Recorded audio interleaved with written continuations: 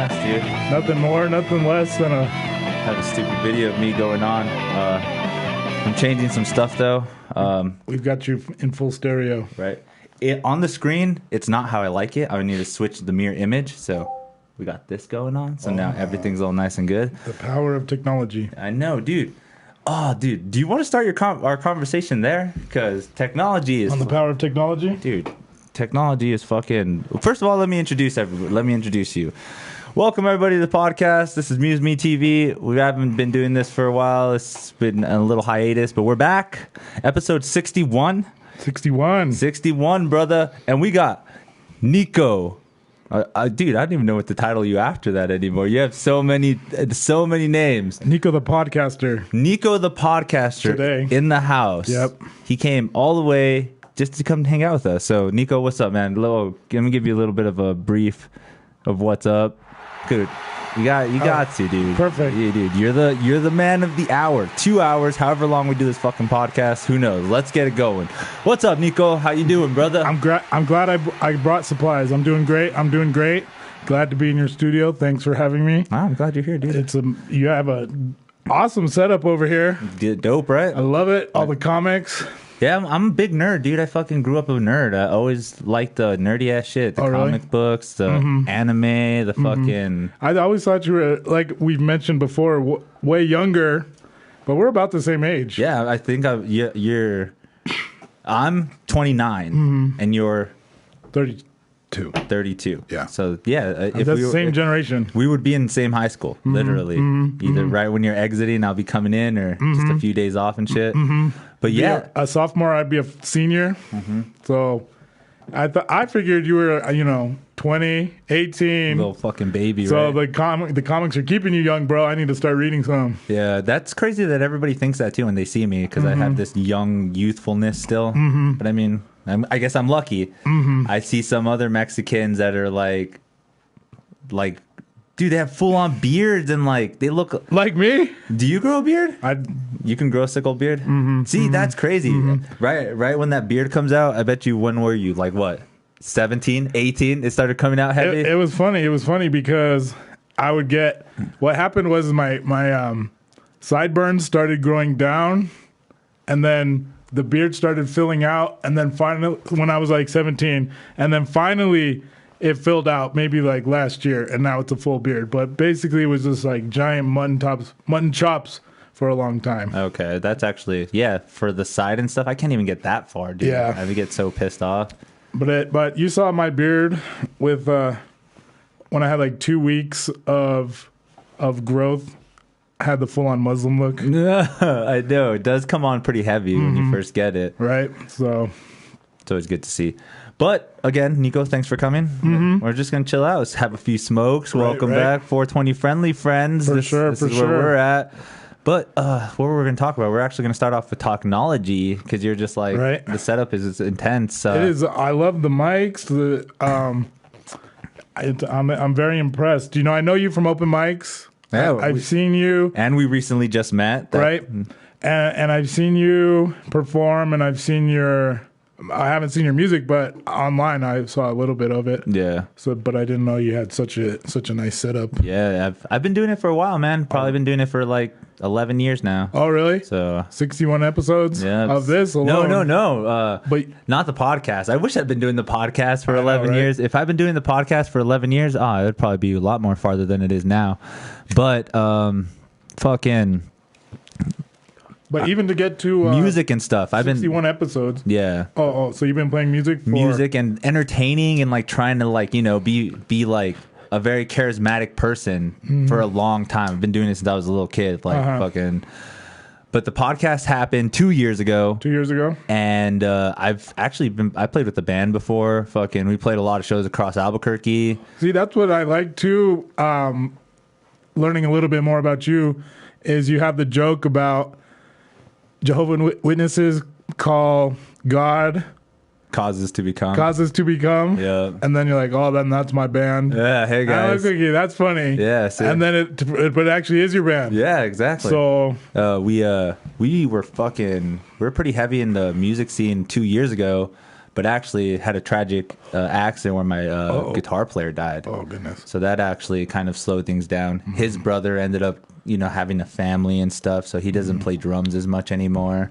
So it's really hard to keep up with the band now. Oh, I'm sorry to but we hear still that. have the sad part is life happens, but the embraceful part is you should have to try to go on, because I mean, dwelling on negative stuff and all that stuff, dude, I don't know, doesn't it lead down to an even worse circle after a while? I've always been like that kind of philosophy kind of talk. I agree with that as well. Did you guys put out some music, record it? Yeah, we went to a studio and we have two, I guess you could say, semi-professional songs. Oh, nice. Because they were recorded like legit in a studio with some guy in Farmington. Oh, really? Yeah, so it was pretty good. We paid him $300 and everything. Oh, nice. But we come to learn that it's not pro quality. It's just pretty decent quality. Well, there's so many different levels to quality. Exactly. Because we were talking earlier that I have my own podcast where I have a simple boom mic with a mic and plugs into the USB, and most people would consider that professional. And seeing the step up that you have in here, I would definitely consider this professional, whereas I would say 99.9% of people would. But once you really start getting to like the upper echelons, and I know one of my friend's dads had a audio set up to listen to opera, and it was like $10,000. Okay. And it had these bulbs on it where the speakers, and if you touched them, they would explode. Oh, they're called they're tubes. They're called tube amplifiers or something like that. Yeah. Because I have a guitar amplifier with those same designs, and you can't touch them with your hands or anything because they just explode. Even when you like change them out and stuff, you have to use cloth and everything like that. That's crazy though. Just for like listening to fucking classical music. Opera in San Francisco, overlooking, looking out of his $1 million Holy shit. apartment. So Just right there looking at everything. having the most perfect sound. Awesome! And then some people get into wine like that, where for most people, you could get a $3 bottle of wine and it tastes all the same as like a super expensive bottle. But once you start really getting into wine, then you can start to differentiate, and it becomes higher and higher, Oh yeah, the same thing with like whiskey and all that, right? It's like, oh, you want this aged whiskey that just tastes amazing. I'm just like, what would be the difference from like a Jack Daniels? Like, When one of my friends started investing in whiskey, and then he like drank it all in one night. So he like ruined his whole investment. Was it just like, fuck it, I need to taste it? I think yeah, and then just drink it. That's crazy. So, That'd be probably hard. not a good investment. Yeah, that'd be hard to think about too. They're just like, we invested over hundreds of thousands of dollars in this wine, maybe 5 bottles. Who knows? I don't even know. It's probably not a lot, right? Because the collections. Because I've seen people that have wine collections, and they're like, "Oh, this is a very prestige bottle. I would never touch this bottle." I'm just like, "Oh, well, you have it in the collection. That's crazy. Maybe one day when you die or something." One of those scenarios. I have no idea how they would work though. Yeah, I'm good with the $3 special at Kirkland Signature. What did they say? Oh, brand. I'll drink 99 flavors. Those stupid shooters or whatever. No, it's ag wine. I'm talking about wine, but I know the 99-cent tiny. Fuck that. I'll be good with that, bro. Box wine. Is box wine cheap? Is that a cheap thing? Yeah. And it's pretty good now. It was a big thing when I was playing rugby in college. We would get a box of wine. Did you just say rugby? At New Mexico Tech. Whoa. It was fun. Damn. How does that work? I don't know anything about rugby. Do you play certain positions instead? Oh. So you do play certain positions, but it's a lot like soccer, where it's pretty fluid as well. And there's no real possession like football, so it's pretty similar to football where you're carrying the ball. But it's also 95% of it is smear the queer. So it's like, who has the ball? If your team has the ball, try to run forward, and then you can only pass backward. You can't pass forward. Okay. And then if the other team has the ball, you're like trying to tackle them. And then when there's a tackle, they have to put the ball down. And at that point, it's up. Either team can get it. and it's what's called a ruck is formed. So then pretty much it's like a gladiator type thing at that point. So it's very complex rules, but for the most part, it's like, where's the ball, run to it, and whoever can get it and has possession of it is going to just try to run to the other way. And just go for it. Yeah. That's sick. Yeah. So, and 80 minutes, you play for 80 minutes. It's 2 halves. 2 halves? Yeah.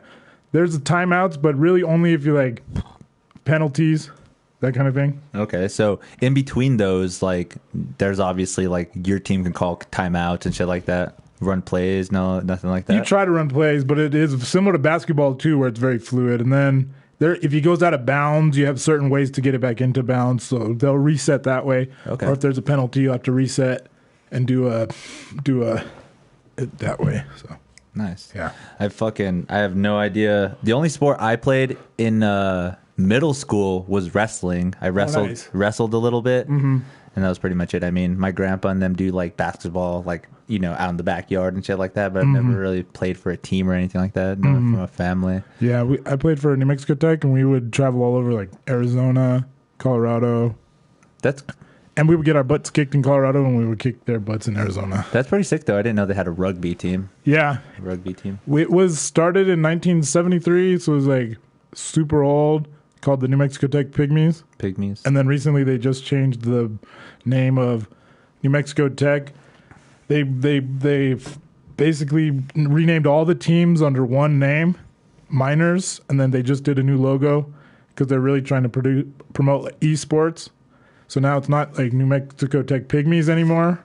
It's New Mexico Tech Miners. Oh, okay. Yeah. So they're actually trying to go with the esports thing, huh?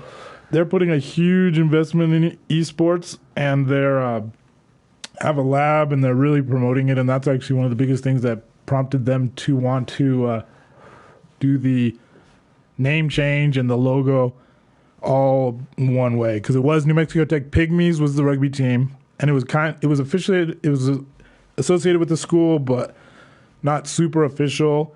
And then all the other teams were called Miners, and then like the women's soccer team was called the Lady Miners. Okay. Yeah. So it just was all over the place. That's crazy to think about, like how they're gonna start recruiting teams and shit like that. Because like, think of it, if they're doing it like high school way, you'd go to like high school games, be like, oh, let's go check out this player or whatever. Well, that's actually something I'm very interested in as well, because I'm a super competitive person just by nature, and then I played rugby, so I'm all about sports. But I do like video games as well, and I can see the competitiveness of it. And for example, more people watched League of Legends finale last year than any other sporting event, than the Super Bowl, and a lot of that is just because it's, I think, free and broadcast on the internet, and then it's way bigger in South Korea, and that's globally and everything. They had more of a demographic through the world, right? Because unfortunately, the Super Bowl is a pretty big event here in America, but that's cultural, and but that just shows that basically it's already larger than that national sport that's taken 100 years to get to football, and is broadcasted worldwide. And now it's going to be even faster of growth, and they are going to just start recruiting people from high school and League of Legends, and then I've been really trying to keep up on that because I can really see the because I mean I keep up with the esports scene a lot too. I love Overwatch, play a lot of Overwatch, fuck around with StarCraft too, because that's the old school fucking. Oh, dude, I used to play first. That is the very StarCraft. first esports game, dude. StarCraft. So now I jump on StarCraft 2 all the time. I fuck around with that game a lot. Bro, back in middle school, playing StarCraft, they were already broadcasting in Korea. Yeah. And having tournaments and channels on TV. Yeah. And that was when we were, in middle school. Right when they're already so far ahead. Dude, they're oh man, right? I remember right when I finished high school, that's when and I tell people this all the time, they still don't believe me, but I'm just like, dude, StarCraft is what started esports. Yeah. And now you see it everywhere. LAN parties. Everything, dude. Those are fun. Oh, dude, fucking, that's cool though. I love that you know that history too, because StarCraft is the shit, dude. That's my game. I've never been too good at video games, actually. like I'll get stuck on something right away, and it's so frustrating. So I've never been big on video games, but I did like StarCraft, Diablo 2 when I could cheat with the map hacks and the hacked Sorcerer's Stone rings. A lot of fucking and bots. Blizzard. That was fun. And and then more PC but we also Halo, and then Counter-Strike 1.6. Okay. Oh, everybody, that was a get sick game. That's fun. 1.5, 1.6, and then I lost it somewhere along there and never really got into it. Even when I was at school at New Mexico Tech, which is a lot of video games and people who's super into WoW. I never got into World of Warcraft. Yeah, and didn't really like it. So now the new games, like PUBG, Fortnite, I can understand a little bit because it's like Counter-Strike. That's the shit I'm addicted to right now. League of Legends. Yeah. Or even mobile games. I can't believe how much mobile games are actually a big thing. Like, people watch tournaments of Clash of Clans and shit like that. Do they? Yeah. Have you ever played that game? You never heard of that game? I heard of it. It's a couple mobile games out there. They have Clash of Clans, Clash Royale, and shit like that. But they're same thing. Fucking hundreds of people there to watch a fucking dude on his phone playing that fucking game. On his phone? Yeah, it's on a tablet. Oh, well, still though. But yeah, it's a mobile game broadcasted to hundreds of people. See, I remember back in the day playing StarCraft. They'd be like, you have to have 20 clicks per second, something like that. APM is average. It's APM. That's what it represents. Something like that. Yeah. Something like that. And mine was like actions per minute. A third of what they were doing, the professional level, and you could watch videos of what they were doing, and they'd be like, "What? How in the hell?" It's legit because they'd send a worker to go get something, but then they'd optimize it a few different ways to drop, and then when they were attacking, they would move the pieces depending on. Yeah, they knew exactly. They're like, okay, I'm not going to clump my units and go forward. I'm going to send 3 this way and then go at it. Yeah, and then moving each one independently. Click, because they're like, oh shit, this one's dying. Go to the back. Yes, oh shit, this one's dying. Go to the back. And I'd be like, click, attack. Yeah. What's happening? Well, okay, what race did you like to play? Oh gosh, actually, the Protoss was so strong. The best. No. The best. But Zerg, I like to just Zerg rush with Hydralisks. Yeah. Bro. Everyone fucks with that shit. Hydralisks, because they could hit air and ground, and they were just so solid. Yep. And then Zerglings, though, were cool, too. Yeah, because you get them so fast. The fastest units. But the Protoss, like, Zealot could take on. And then, so you'd have the single Zealot versus the Zerglings, and they'd be moving the Zerglings, and the Zealot would be trying to and all in the clicks. Or the whole wall off thing where they make sure that they have one space so that the Zerglings have to go in a line into that one space, but they can't because they have a Zealot there, and he's just killing the game and everything. Yeah, they're so crazy. That's like, what in the world? That blows my that was what, not 20 years ago, but almost. Yeah, about 18. Like what? Yeah, about 10 years ago. More than that. 10 years ago was 08. Okay, so 09. Yeah, that's like StarCraft 2, the beginning of the new StarCraft 2. I was into StarCraft and Diablo 2, and because I don't even remember. I don't remember playing StarCraft at all on the PC. I actually played it on fucking Nintendo 64. They had a version for the Nintendo 64. What? It blew me away, dude. I actually think I remember that. But it blew me I was all more about PC games. That was so crazy, though, because I really wanted to play it so bad. But that's like, I unfortunately came from like kind of poverty stricken. So we, had smaller things with the fucking. I wanted the PC version so bad. And just the fact that there was that version made it so cool because it introduced me to it. So when I got older, I really wanted to play that game. Yeah. But I just I waited until StarCraft 2 came out, and if you're not into StarCraft anymore, that's the game to get into now. StarCraft 2? StarCraft 2, because it came out with StarCraft 2, The Wings of Liberty, and then after that they came out with 2 other expansions. So StarCraft 2, Heart of the Swarm, and then the last one that just came out was StarCraft 2, Legacy of the Void. And that's what the pros play now and everything. That's the one that they stream mostly on there. Oh, nice. But I just noticed now, too, I was watching something called the KSL. It's the Korean StarCraft League. And they still play the original StarCraft. Still play. I like it. I like the original StarCraft. They're fucking... There's like 10,000 people watching on the stream with me. And I'm just like, we're watching the old version, guys. That's so crazy. That blows me away. All right. Well, but the more there is to future technology, the more nostalgia there is. For example, like the Marios for NES. Oh, the Mario franchise lives on forever. Well, see, then And the more it gets, when there's a new game, it's just going to get more and more popular. even then, like, do you know more of the history of Mario? Like, he's From Donkey Kong. yeah. See, That's he was. I do know that. He was what the fuck is Plumber Man or something like that on the Donkey Kong games, shit like that. See, that's even more nostalgic. Where they were like, let's make a Donkey Kong game, and they're like, hey, I got another idea for another game, which is even bigger than the Donkey Kong that started the whole thing. Well, and then I guarantee there's people playing Donkey Kong on Twitch right now, and people watching that being like, jump over the barrel, Let's go, over the dude. barrel. Let's go see what's going on Twitch right now, dude. Obviously, there's gonna be the fucking. See, bro, this is how out of technology I am, all right? I used to be up on it maybe like 05 and kind of started slipping when I was going to school, just staying on it with school-wise and office-wise and learning what I was learning-wise.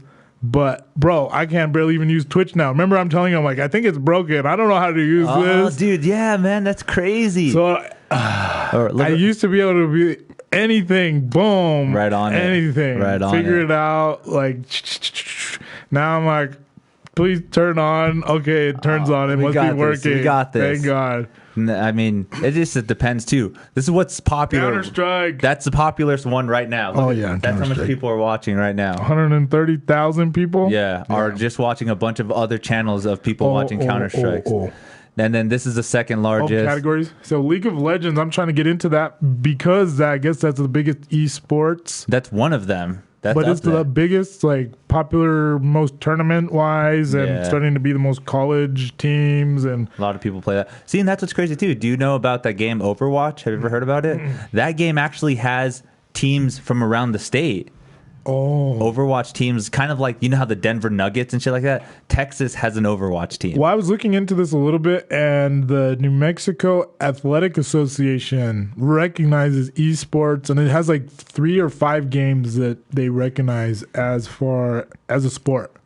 And that's the same one that does high school football. Okay. So they now recognize, I believe it is League of Legends, Fortnite, and I don't know. It has to be some of the new ones, like yeah. Fortnite. Because look, Fortnite's number 4 on the list. It's the most popular right now. So fucking Fortnite's up there. I played a few of the Grand Theft Autos. I got a Grand Theft Auto 3. Yeah, Grand Theft Auto. PlayStation 2 for Christmas once. A long time ago. Fucking Rocket League. Have you ever played that? It's a cool game. No. It's soccer racing. No, I think I've seen it. It's a soccer game, but you drive a car. You're a car in the field. That looks pretty cool. Pokemon Shield and Sword. This just came out. This game just came out. Bro, we're gonna have to start one of these channels. Dude, I have a channel. You've seen it. What games do you play? Again, the StarCraft 2. I play. I've had it for a while, but I've gotten the Elgato streaming card, so now I can stream any console game. So I can stream my Switch. Fucking the PlayStation. Sorry, I didn't mean to hug this whole thing for the last half hour. We're fucking just having a chat, bro. Having a good time. I heard good. So you'll play and I'll talk smack. We can do that, dude. Yeah, we can do that. Right. I've seen people broadcast their channel, like podcast, on Twitch as well. But okay, here's another thing. Have you heard that Twitch is getting a lot of fucking backlash? Okay, it's split or something into different parties now. Well, okay, this is how fucked up Twitch is. Twitch only favors girl streamers. I don't know if you knew. So do I. No, okay, yeah, you say that now, right? So do I. You say that now, right? Okay, what happens if me and you are having a stream on Twitch and we have some controversial words? We're like talking about like what? I don't know, like racism a lot. Okay, and somebody on the Twitch, they reported us and they ban us for a few, like 30 days or something, right?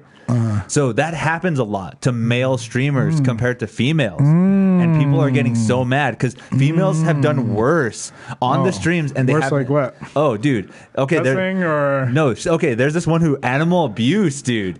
She literally got her cat and she was petting it and the cat was like making some fucked up noise and was fucking with her. And she's like, no. And she threw it behind her, dude, live on stream.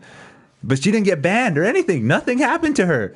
But another guy got in trouble for, again, having conversation, and it was maybe not compliant with the terms and conditions of what Twitch wanted, or what the male people control. It sounds like a sexist fucking statement. It's just, I fight for the feminists, but they favor women. It sounds like you're fighting for the men's rights. Yeah, I am. I'm a feminist fighting for men's rights. I'm a feminist. You're right. Okay. Here's the thing, though. Do you know there was? But do most people on the channel? Oh, sorry. Go ahead. There's a controversy going on, right? So one of the biggest streamers on here left. Have you heard of him? What is his name? Ninja. Yeah, Ninja. He plays Fortnite. Hugest fucking. He got to play with. He streamed with Drake one time, and it was just like the biggest thing. Drake? Yeah. Dude. Okay, that's cool. He has the biggest channel ever. Oh yeah, ever, dude. But he left Twitch because of the shit like that. And he now streams with guys getting banned and women not getting banned. Yeah. Oh. And he left, and now he's doing another. There's another streaming site called Mixer. You ever heard of Mixer? Yeah, actually, I did. Yeah. See, so this is barely though. I mean, I've heard of the names and vaguely, very vaguely, but so it's. I hate growing up that it's now always been competition based for our placement product. What? For our whole life, we've always had to pick between something. Like, what type of soda are you going to drink, Coke or Pepsi?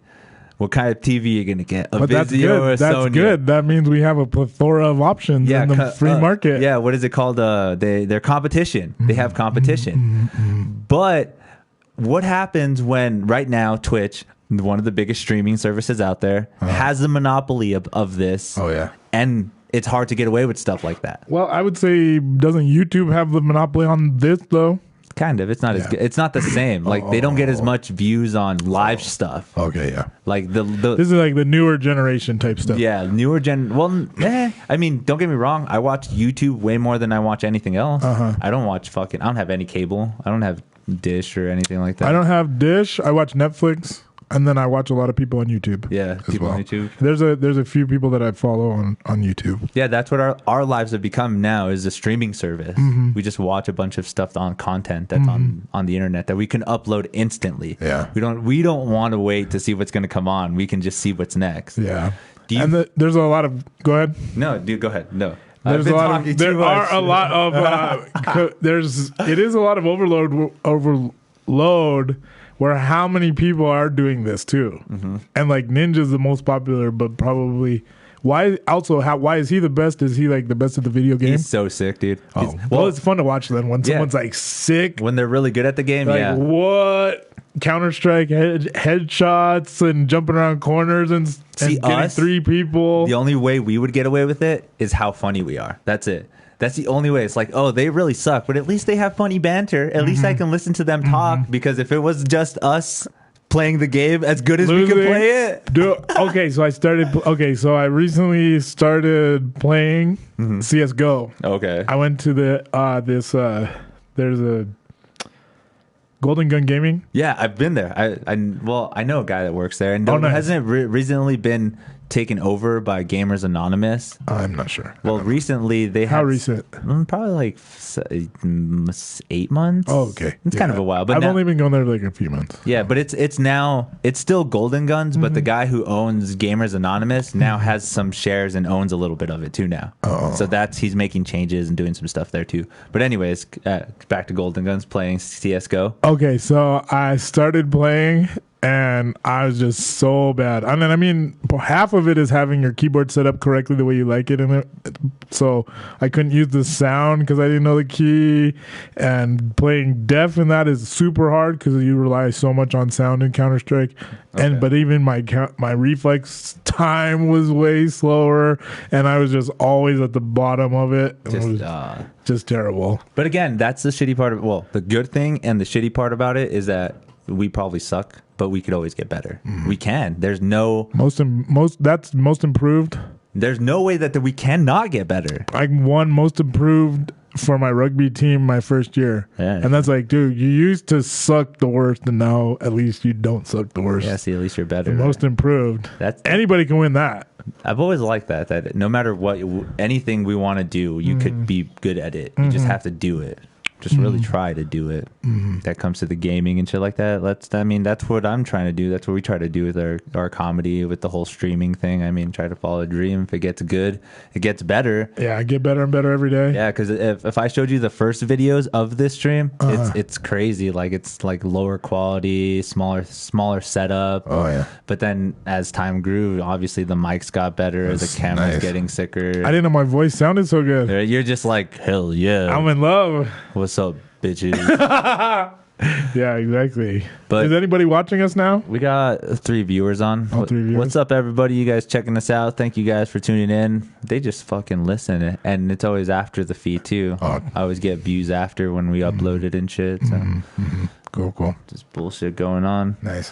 Dude, what's going else going on Twitch? Fucking yeah. What we should do is make a, mystery science theater. Yeah. Where they watch the science movie. Yeah. And make fun of it. That's cool. That actually, I actually want to do that.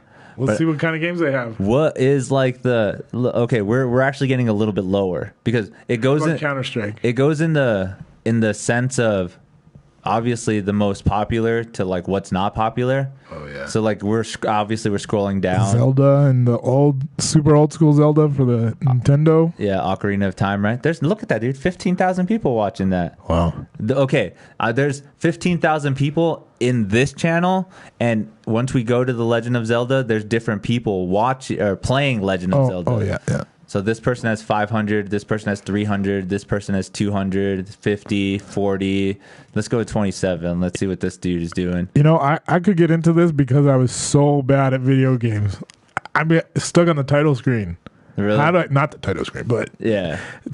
Sometimes the first game I beat was Pokemon Blue for the Game Boy. Yep. That's game sick. And I was like, felt so accomplished. And it took me, 24 hours, it said on the game timer. Okay. And I probably beat a few, and then I mostly play games that's like you don't really StarCraft, where it's a lot of like head to head. Yeah, just 1v1. Who wins the match? Right. Stuff like that. I want to start getting into. I played I want to start doing board games more. Oh, okay. And I played Settlers of Catan once or twice. Damn. But I one time played D&D one time, but that was it. So I don't know too much about D&D. I know it's super popular, but you pick your characters and you talk about it, and you talk in the voice. Like, how exactly? You literally make a character, and you literally imagine or play the role as the game goes on. So like there's one person that creates the game called the DM. He's called the Dungeon Master. And he goes off in his own thing or whatever. Sliding in the DMs. Yeah, he makes his own story for the game that day. So he goes and makes the story. So he reads it, or no, he makes it. Okay. You literally say out of a workbook, right? No, there's like books. You follow some ideas and stuff. You can be like, oh yeah, so we're in this type of forest, and they mention the forest in fucking in the game or not in the game, in the book, because they do have a fuckload of books too, so you can actually build like characters based off of it and like how it works and shit.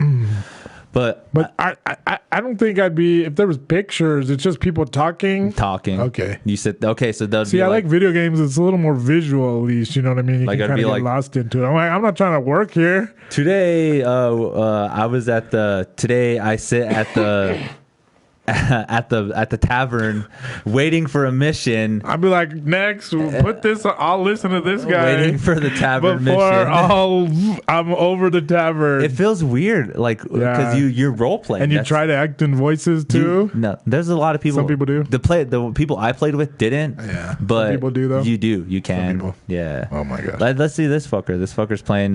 He's speed running. This is. You know what? Everybody has ADD now. Because that's cool.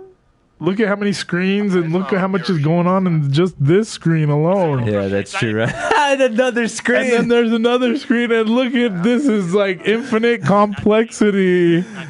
I wonder if people are really like paying attention. Like they're like, oh, what's going on there? What is that? What's that? Within another, how could they? Right, there's too much shit going on. They're not even paying attention to us. We're like, hey viewers, do you have any questions? Anything going on in the chat, bro? Is anybody out there? Say yes. Hey, guess what? What? I don't know who this guy's talking See, and now we have two people talking and us talking over them. This is just technology. Items, maybe. Okay. I don't even know who this person's talking to, though. I don't know why. Yeah. A dick seed bag, an let's ice turn that trap, Feature Millie another Bug. ice trap, another ice trap. Do what I said, and you Too much, bro. Her voice was a little bit. really just getting it into your system. There you go. No. That's how it ends. But yeah, dude, there's still fucking so much gaming going on right now. So much things that people are doing. What new games are coming out? My nephew plays, so I am up on the Switch games. Okay. I just got him Luigi Mansion 3. Luigi's Mansion 3. Yeah. And like I said, that Pokemon game. That Which one? Pokemon Shield and Sword. Pokemon Shield and Sword just came out. It's the first one, the first Pokemon game for a franchise, like a fucking I'll light this bad boy up. It's the first one for a console. So there's never been a Pokemon game for a console. It's always been for the handheld, you know, like all the Game Boys and stuff, Pokemon Silver, Pokemon Platinum, all the way through whatever. It's always been on a game held. So this was actually the first game on a console that everyone was pretty excited about. So Pokemon Shield and Sword is out. Nice. Pretty sick. I've been playing the Pokemon Sword. Again, I think the count is like 800 now. 800 fucking Pokemon, dude. 800? 800 Pokemon. Damn, that's pretty wild. You can take a break or Yeah, grab I'm gonna grab a beer real quick. But yeah, dude, I can't get over that. I'm like, what the fuck? 800 Pokemon? I can't catch them all. Let's see. Getting all into the Switch. What Even game- that I can't. I mean, I can like fix it if he has a problem, but it took me getting a master's degree to figure that out. And now he's already smarter than me. Oh yeah. What do you got? Do you have any gaming consoles now? Dude, I got super into Madden 2017. What is it on? PlayStation? Or Xbox 360. And bro, this is how bad it is with me. All right, bro. I don't even know the exact real difference between, let's see, there's an Xbox 360, there's an Xbox One, there's Xbox One S. Yeah. So those are three separate ones. Are there any other ones? I mean, it's like that even that part is confusing.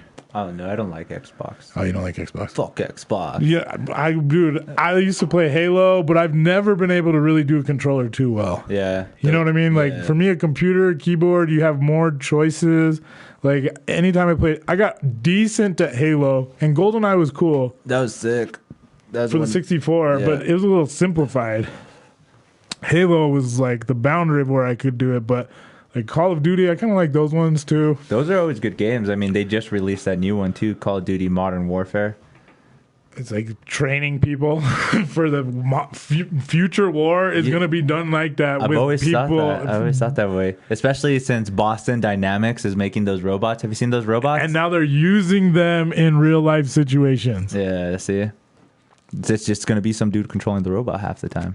But bro, that is going to be the future. It's going to be robots fighting each other, and people are going to be driving them, but like from America, and there's going to be drone warfare. Yeah. You know?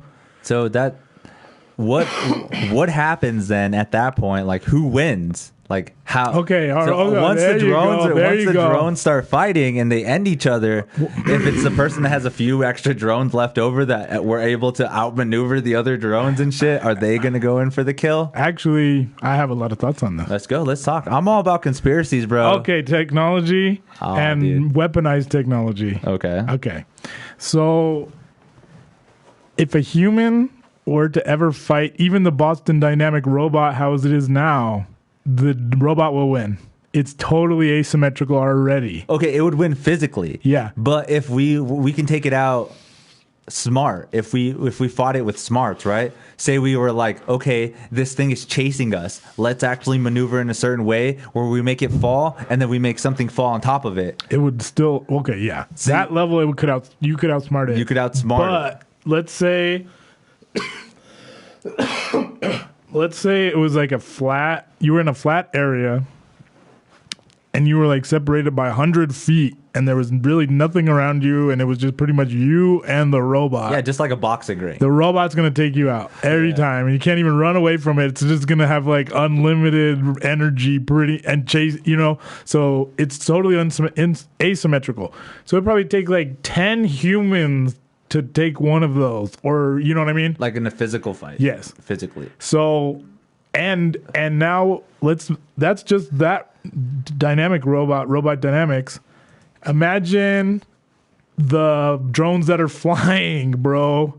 A drone that's flying that has like a flying gun is pretty much invincible and can pretty much wipe out as many people as needed and the people have no physical way to, you know what I mean, like catch it or anything, just hope it runs out of batteries. So anytime that there's like a robot, it's so asymmetrical against a human that if either side has it, it's going to win. So that's why the future is going to be robot against robot. And then if either side loses their robots and their robots are totally annihilated, then it's just going to be, they basically lost. They lost. Because it's so asymmetrical at that point. So it's going to be just a robot battle. Yeah. Then the winner of the robot battle pretty much is going to be the one that wins.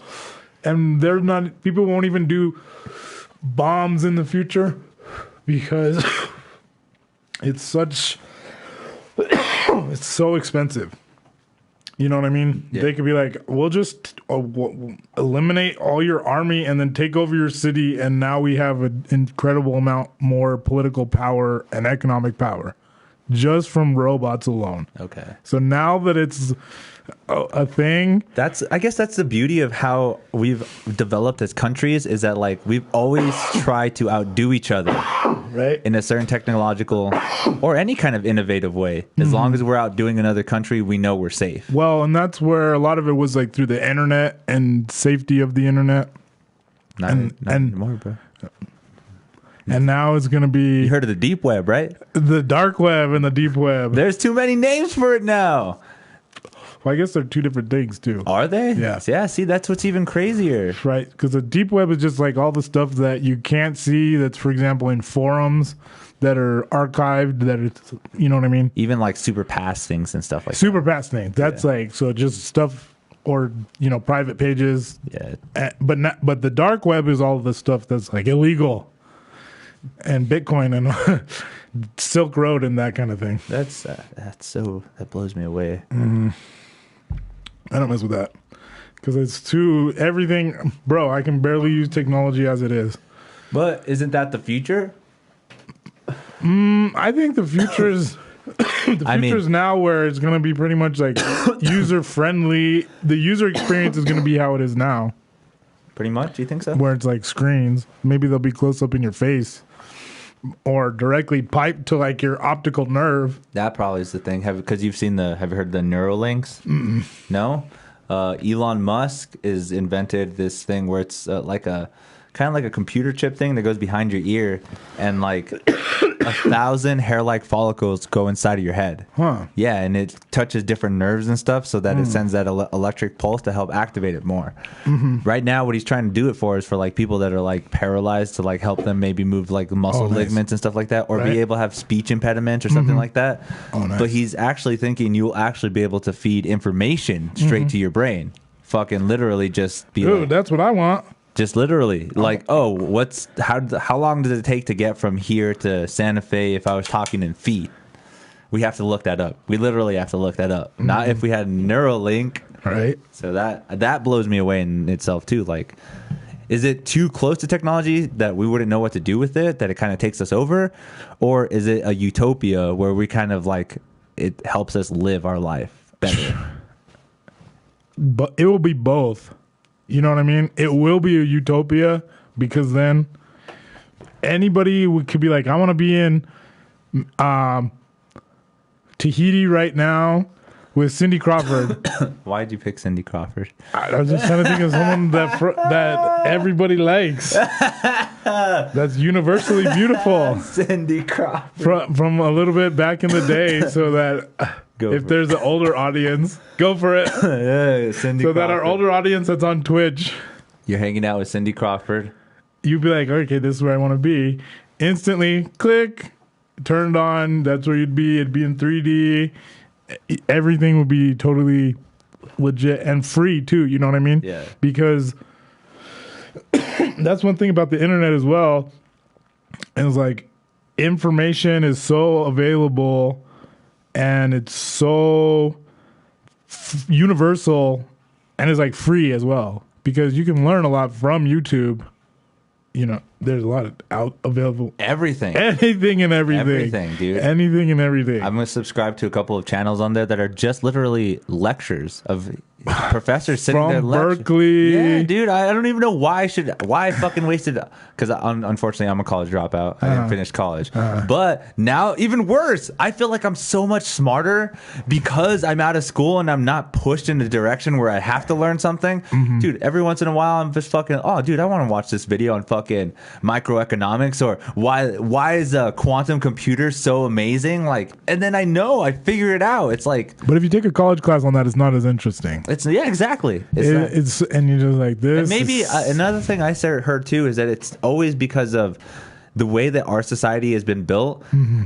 It's always been kind of a job for a teacher where back in the day it was actually a really cool experience to teach somebody, but that's not a thing anymore. Teaching somebody isn't as fun as it used to be in that kind of sense. Obviously the people on YouTube that are teaching, they love doing it because they're trying to appeal to an audience in a certain way, and we don't have to say we don't like this one guy that's on YouTube. We're like, oh, this guy's kind of gay, whatever. We could probably find 8 other videos of the guys somebody doing the same thing. So that's what's cool about that too. It's like the customizable, the way that you can actually fit the way you want to learn. When I was learning, that fucking wasn't a choice, dude. You either go to your Miss Mabel's class, and Miss you go Mabel. sit there, and Exactly. and that's if she wanted to teach that day too. You know, that's always a thing in itself. Well, one thing too that is great about YouTube is that you can do it once as a teacher and it's there forever. For example, we talked about that I have a YouTube channel. Here it comes. Yep. Dropping the plug. Drop it. All right. Dropping the plug. Because I remember you said you do algorithms. Well, So- you teach algorithms. So I went to New Mexico Tech where I got my bachelor's and then I got a master's in 2017. And I had learned Python programming while I was there. So that was a side thing from what you got your master's for? No, well, the project that I did for my master's was I wrote a Python program that handled data analysis basically for underground mine ventilation, basically. Okay. And so it would record the data and manipulate the data and analyze the data and save it. And just be like, Collect if you it. ever need to go look at it again, it's in an organized form. And then exactly. And then you could set it up, and then I was going to just do AI and all that. So that's what I did for my master's project. And then I started a YouTube channel where I made what I call like crypto trading bots, Okay. which are it's a Python program that you can run, and it'll take keys and trade cryptocurrency on different exchanges for cryptocurrency, like such as Binance, and then it would trade it using different strategies, and then you could customize your own strategies because it was all open source as well. Interesting. Yeah. And that was for your master's. No, that was after I graduated, and I just started a YouTube channel. I started doing it, and I'm like, all right, I'm going to talk about this and record it, and then live recast the recordings of it and putting it on YouTube. Cool. Yeah. And you said you still get some hits and shit like that? Let's check it out. I want to see. Do it. Actually. Let's see. I want to see how good it's doing again. I do too. Show. My most viewed had like 10,000 views or 13,000 views. Holy shit. Yeah. What is it called? Search like blockchain engineer YouTube. Blockchain. See, and that's another thing too. Blockchain on YouTube. Blockchain engineer. I've seen because I've seen a couple of videos and stuff of people talking about blockchain and shit like that, and that's just like some sort of like, what is this engine block TV? No, blockchain engineer. Blockchain engineer. YouTube. Engineer. Yeah, engineer. All is engineering. Yep. Engineering. Try blockchain engineer. That should work. Blockchain engineering. This is where we're at. Search crypto trading bots.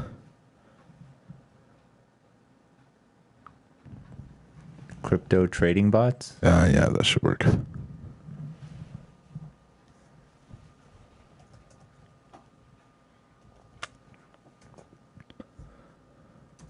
I also want to see how high it is on the...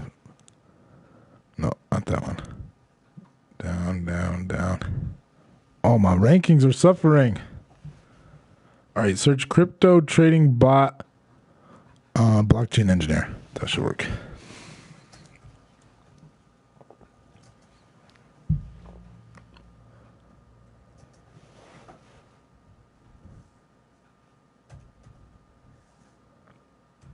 Did our viewers ask anything? Nope. Oh my gosh. Three See, there we people go. out there. Oh, Damn. 3,000 subscribers. That's legit. See, look, there's my first one. 14,000 views. See? Damn. I'm going to check it out. And you just explain exactly what you're doing? Mm-hmm. I have a bunch of videos. This is like an introduction. What do people say? Sometimes they say, oh, dang, 75 comments. Sometimes they say... Sometimes they're like, he doesn't explain anything. He just says, he just talks something, and then I get really into the code. So a lot of times it is people asking for debugging on their code. Okay, like I fucked up or something? Yeah. Okay. And then I have my own private code that actually trades and makes money and stuff. So like, see, most people's failure initialized because the public code that I released is like a basic version, and then I worked on my own private version that actually trades and makes profit on each trade. What? That I didn't release, but I sometimes will show. So like, this is all the code sometimes that people are asking about. I try to answer, but I haven't done lately. Been slacking. How to install the bot on my computer, thanks. Thank you, boss. Yeah, I get a lot of compliments too. Like a hot chick on Instagram. Show us your code. Show us your code, boss. Oh, scroll up a little bit. I have some where I really get super detailed. It's probably not the highest one, right? No.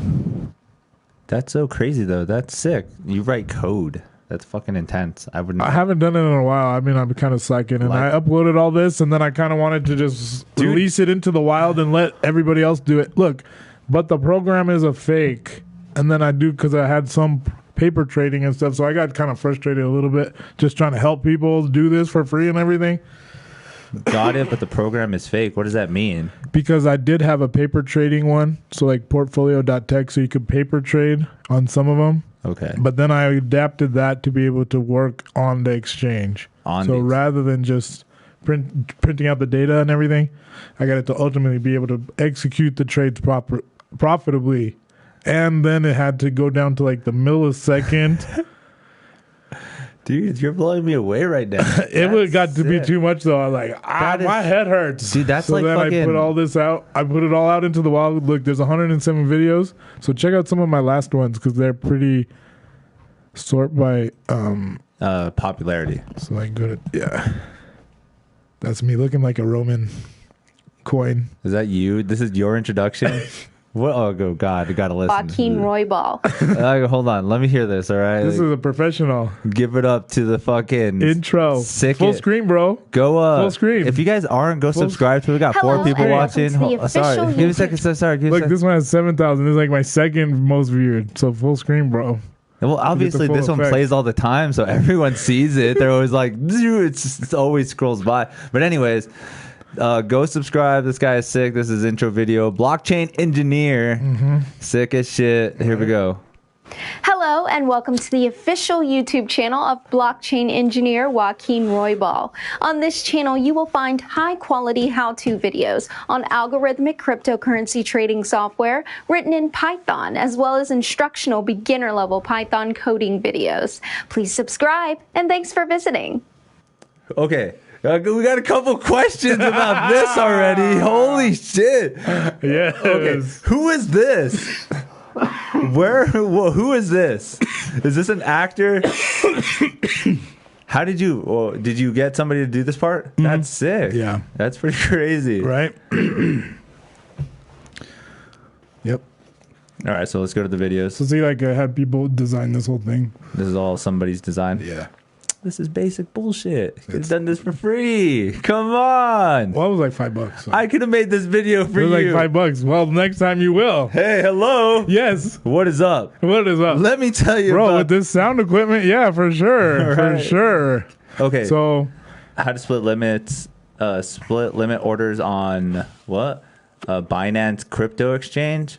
Market making on Binance crypto exchange. so market making is when you, these are the order books. Yeah. Let's make it full screen.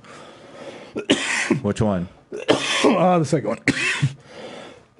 All right, pause it though. Hello, everyone. Hello, everyone. Well, that's me with my Just a mic on. Is it that one you're talking about? Okay. the blue ice. All right. Called. So this is a graph. So like this Blockchain. is how people would have to send me money, Oh, really?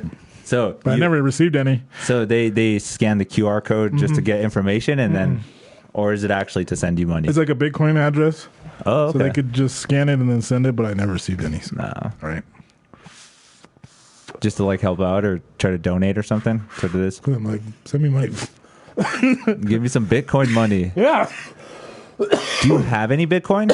I did, but I sold it. What? But it's gone down since I sold it. So So you sold it at a good time. You think? Do you, well, I'm sure I want to get some now because I'm sure it's going to go up eventually. so I am a firm believer in Bitcoin, and I think eventually it's going to be like $100,000 and then $1 million, because for a few reasons. Like, number one, you've heard of it, I've heard of it, your mom's heard of it, my mom's heard of it. At that point, it's just not going to go away. that's true. So, There's certain companies now that act like car dealerships and shit that'll actually take Bitcoin to buy the car. and blockchain is very popular and starting to get very popular with like IBM and those companies as well. So what this is that in this video, I make the bot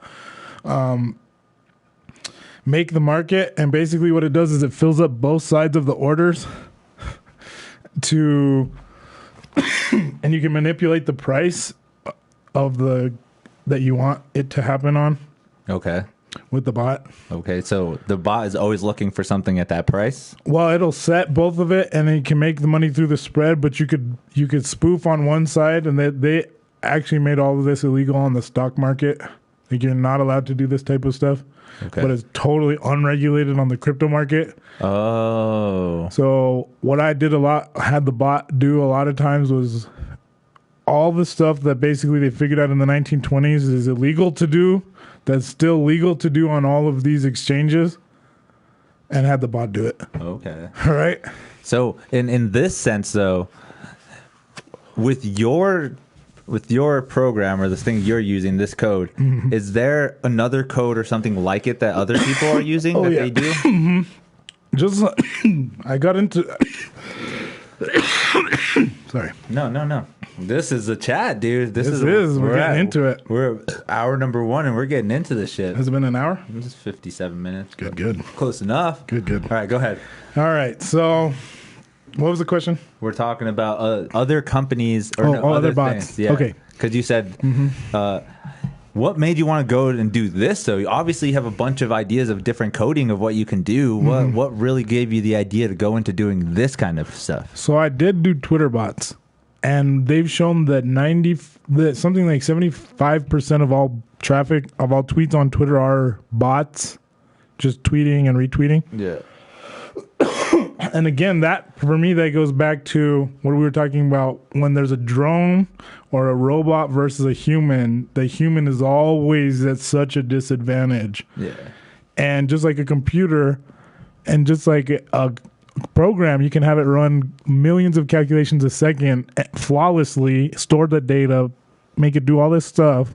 Whereas a human is like, okay, 3 + 4 is 7. Okay. And that right there is one calculation in 4 seconds. You know what I mean? Compared to a robot. That's already like with the stream into Twitch. So Twitter itself is 95, and I made Twitter bots that will pull from Reddit the latest information of the day, like the top stories of the day for like Albuquerque, tweet out something in context and tweet it out.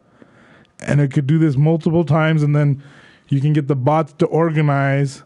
So that's the same thing applied to financial trading. Okay, so And high frequency trading, they were figuring this out when you and we were talking about StarCraft in the 90s. This is what they were applying to the stock market. And now the stock market is all high frequency trading, but it's super limited laws, legal Like regulations.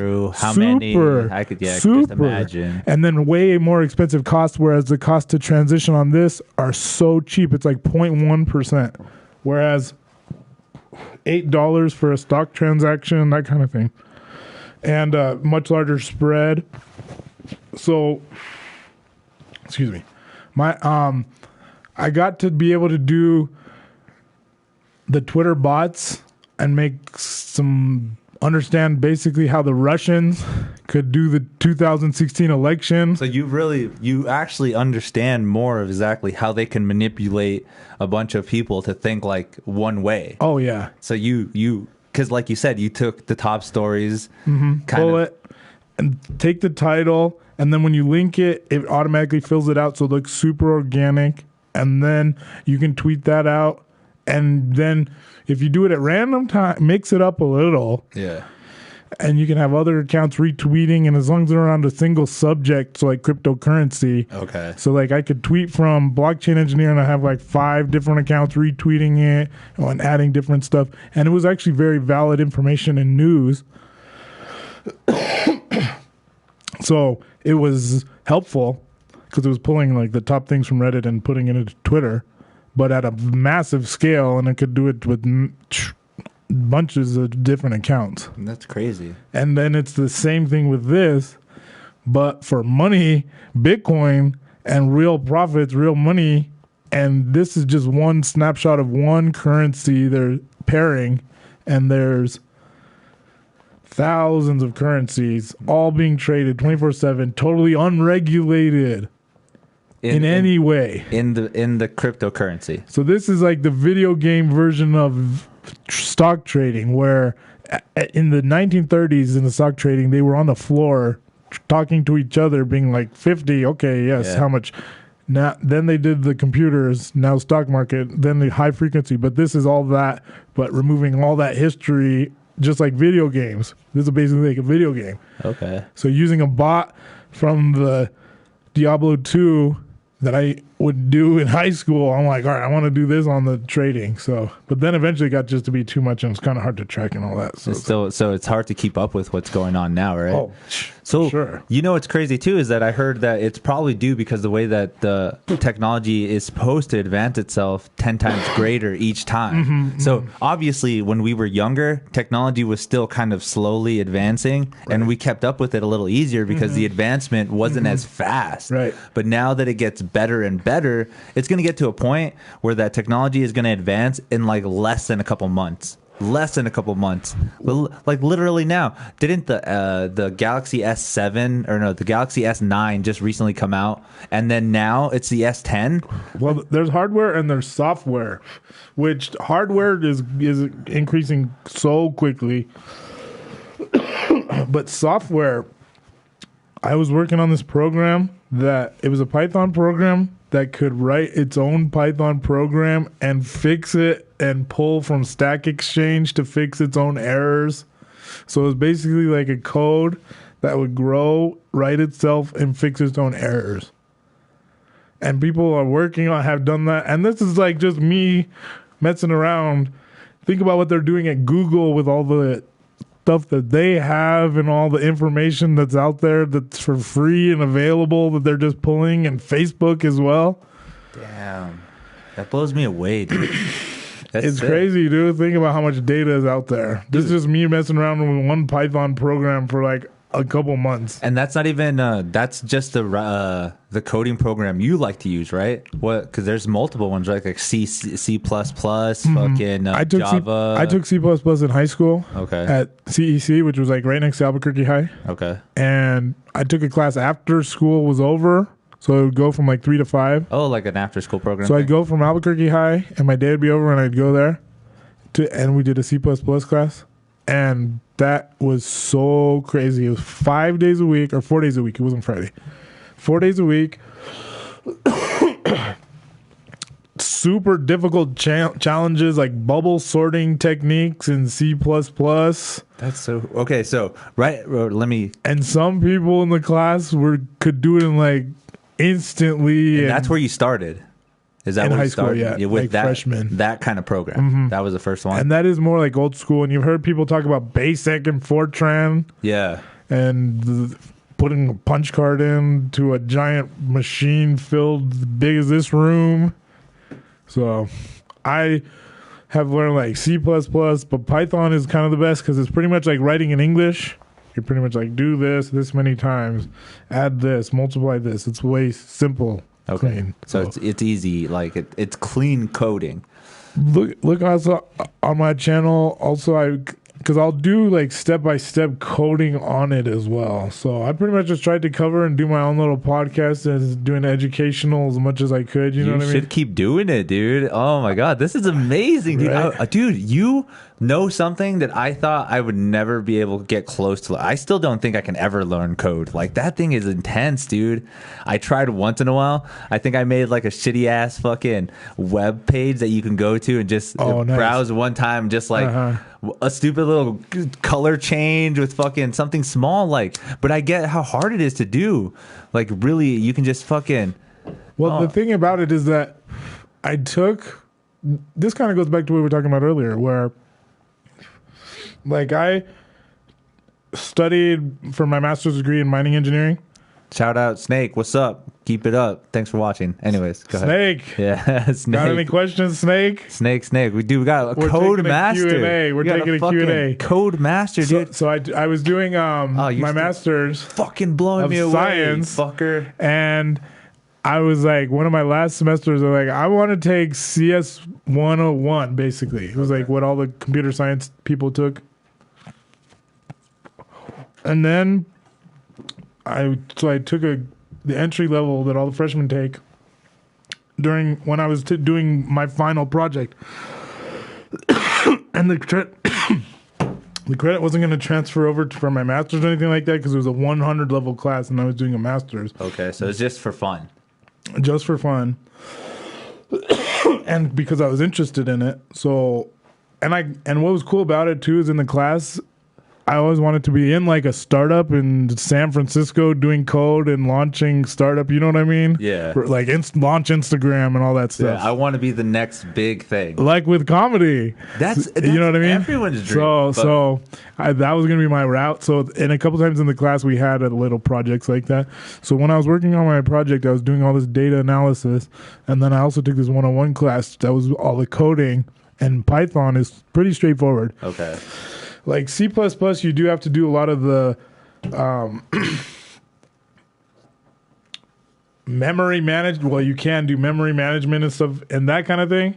But Python is just super simple. Like hello world, you just do print hello world. Just say what you need it to come out as. So then when I was doing my master's, I'm like, man, I can just automate a few of these. And then it started growing from there. And then once I had done that, I was starting to look at like different things after I had graduated, and I'm like, all right, cryptocurrencies, that was when it like took off, and I had known about Bitcoin since 2013. Okay, so and I had bought some back then. And imagine, damn, dude, what was like $100? Oh, that's so fucking crazy. And you were able to get like what, a couple? Yeah, I got like 3. It was fun. I met one of my friends that I knew since middle school. We met at Frontier. Yeah. And then I bought 3 Bitcoin for like $600. Damn. And then it like went up, and I'm like, oh crap, this is gonna pop. And so I sold it like $900, and then it crashed down to like $200. Oh shit. And then from $200, it was that for like 3 or 4 years.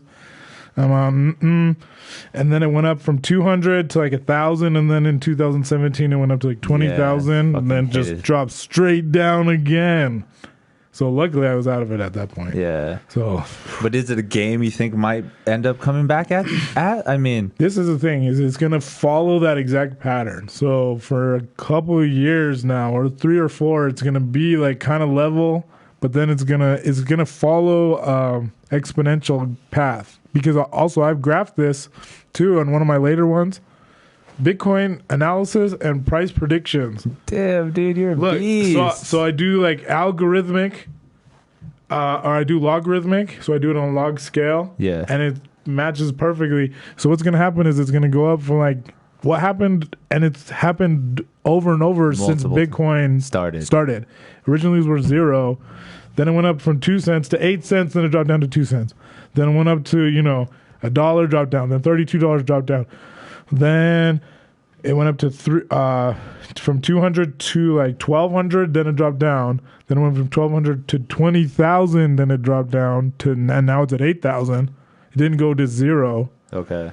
And then it's gonna go up to like 200,000.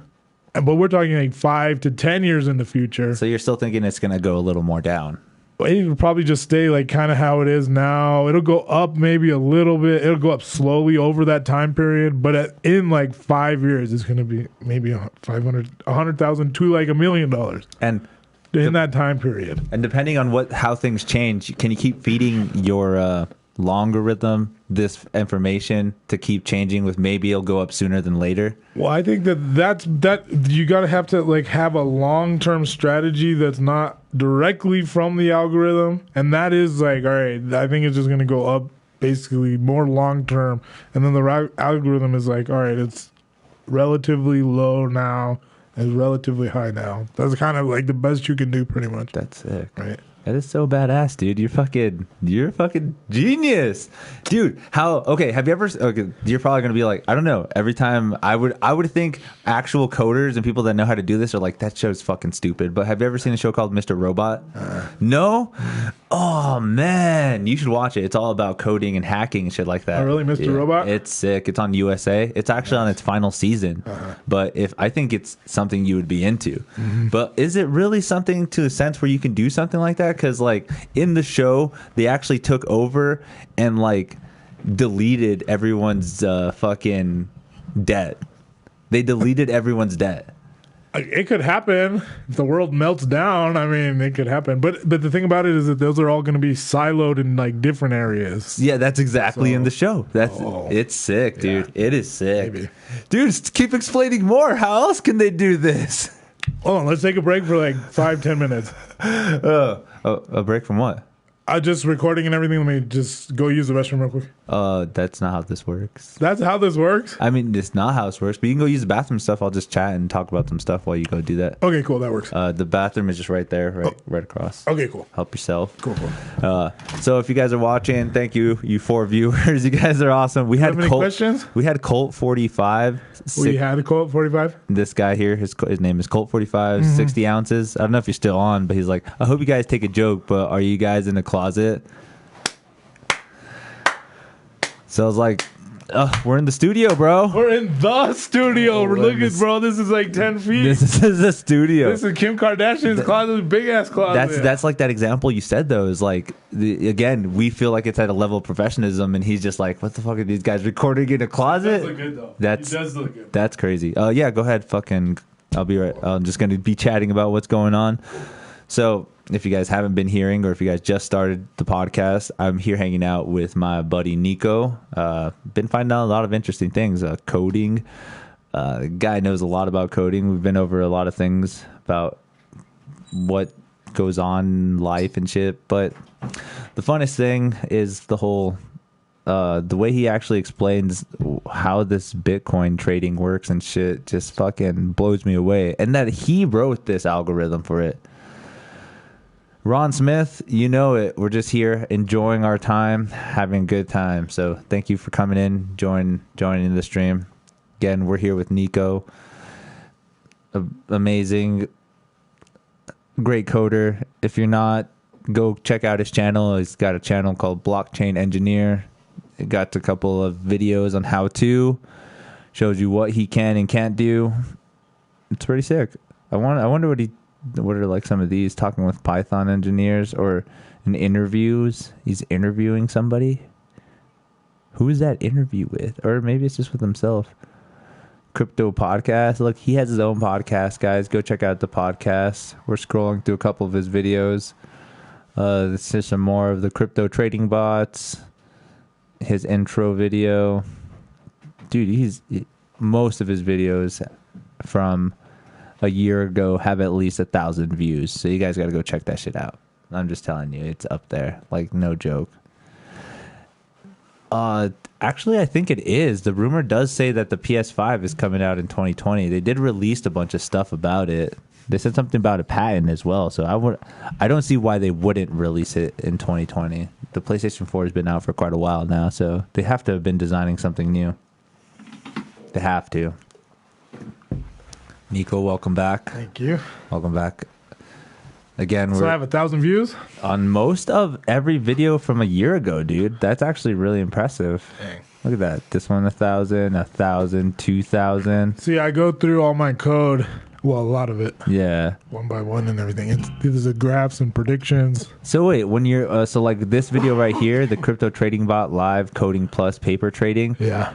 That video is just literally you writing it and going over what's going on in it. This one is just it running. Oh, is running the Yeah, code? so like if you go down a little bit more, especially my earlier videos are more literally step by step and that kind of stuff. So this is how to write it. Yeah. And then as the videos. And then like see how it's all simple on this one, the graph? Okay, yeah. And then it gets more complicated, like placing orders. So this is just visualizing the orders, the order books. Okay. And then this is like placing orders based upon different strategies. Okay. Yeah. Oh shit, that's sick. And see, this is creating a Reddit bot in Python. So this is what I did is, you know, Reddit Karma Yeah. and Karma Whores. Yeah. So this is a bot that basically like pulls from the different cryptocurrency, or for example, you could do politics or Thank you, Leah. anything like that, and will like repost, reshare, whatever it's called on Reddit, Yeah. to different genres, Forums and wherever. it Yeah, goes, different subreddits Yeah. for karma, Of karma. So like of different websites. okay. So it'd be like this announcement happens in cryptocurrency, and then it would probably be valuable in Bitcoin, so it would reshare it, and then it get upvoted. Okay. And this was all done with a bot. Damn. Yeah. So that goes through the Python code like step by step on that one. The Reddit bot saving comments. Oh yeah, and then this is basically so this would like build books full of comments and download it and format it. So you could ask Reddit, it'll have like 50,000 comments. So this would download all of them and have it in a single text file. So you can go through them just to find things. And train different bots. Like I do a Markov bot, which what that is like is a way of it goes through a text and then it'll pair up words. Like if a word follows a word a lot of times, then it'll create little like trees. So if you have a word it'll have all the different words that follow the. So like the apple, the microphone. Okay. And then what you can do is you can create text from that database, and then basically like do and then randomly pick one of the words, And then the next apple, and then one of the next words, and that becomes its own phrase, and it's actually almost impossible to tell the difference. It's called Markov. What? That's sick. So then you can say like you can target a specific, like if you want to this is good for like making fake text that's actually almost impossible. Like if you're reading it, you can read it and you'll be like, okay, this is making sense, but it's kind of not making sense. So I guess you would use this as an example as like text bots or something. Like if you have like if you want to blow up your comment section or something like Yeah. And it's not going to make a lot of sense, but it's going to look like it does, and it's going to be readable and legible. And you can write it to make a certain phrase. Like, okay, right now you're kind of making it a little more complex, right? Where it actually has maybe up to 12 words. Yeah. And you can make it to only have up to 15. Or no, not 15, like 4 words where it's just like, I did good job, and Yes. most of those just kind Oh, of, that's true for sure. and just kind of switch up where it's just like good with other terms, and you can really simplify it that way for sure. So that's intense though. The fact that it's so that you have a big one that kind of And this bot you would get, for example, you could say if you wanted a specific tone or a specific subject, and then what I would do a lot of times, feel like hate speech. It's like you could, you can be looking for that. Yeah. And it'll spit it out. And it'll be like, what in the, and it'll make sense, but it'll be kind of garbled too. And then I would train it on like scientific text, and you can make fake scientific papers Okay. that would have a very complex title that would sound, because it would be in the same, it would already be pulling from, biology papers. So it would already have the words, the vernacular, the tone, all that matching up. So it's and then once you format it and set it up, it's like virtually impossible to tell. Damn, that's so crazy to think about how, okay, in your sense, how you couldn't write, well, maybe now you probably just can write papers and stuff for your college courses, right? Taking from so much different text of the world. Yeah, but it doesn't make sense. It's not going to have like a beginning, middle, end. It doesn't make sense at all. Even a sentence is not going to make sense. Have they gotten better at making those? They're always, that one is not, you can't really get better at, but they are doing AI and natural language processing and neural networks. That stuff they're actually. I read an article that they're able to do local news, basically through bots now. Okay. And like a high school football game, a lot of that's just going to be statistics and like this happened, and then the second quarter happened. Number this 32. Blah blah blah. This person had a touchdown. He was thrown, so they get automating a lot of that through bots, like small town newspaper. I mean, I don't know if that's in the real world yet, but I heard that that's like something that they're really working on. And that's probably, unfortunately for here, I mean, obviously they're still not working with stuff like that, but that's more of like an Los Angeles big school kind of stuff, right? They're kind of working at that sense, teaching their kids to like, well, write program to make sure you can tell the school paper or something. What do you mean? Like, like the way you're talking about how it's obviously everything that comes out is all statistics from what happened of the day, right? So like of the football game of like, oh, this is what happened with Johnny as a player, and you don't have to type that anymore. It's not a whole like a whole scripted paper that you have to write. It's just like you can tell the player that made the score, how far it ran, and just write a brief little thing itself, right? Just be like, Timmy, player number 32, ran 52 yards and stunned everyone. Something like that, right? Yes. And it just comes out. Yes, for sure. That's so weird, though, but it's still not implemented anywhere, really, do you think? Well, Twitter. A lot of Twitter, even like the content and the retweets, it's like giant networks that a lot of that is automated. Okay, so do you even think for Twitter, like bigger accounts, they use these kind of bots to help them out? So like say fucking Time Magazine, like the household names, a lot of them do. Just do that. They're just like, oh, look at this as a bot that can pull a story from wherever and then post it on the timeline of Time Magazine.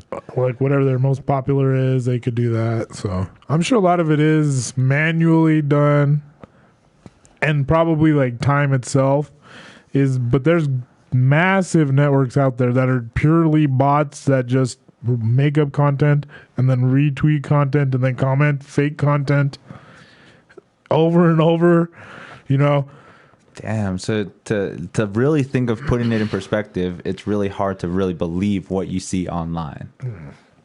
And getting harder and harder, especially with like all the fake video now that they can do with the AI VR.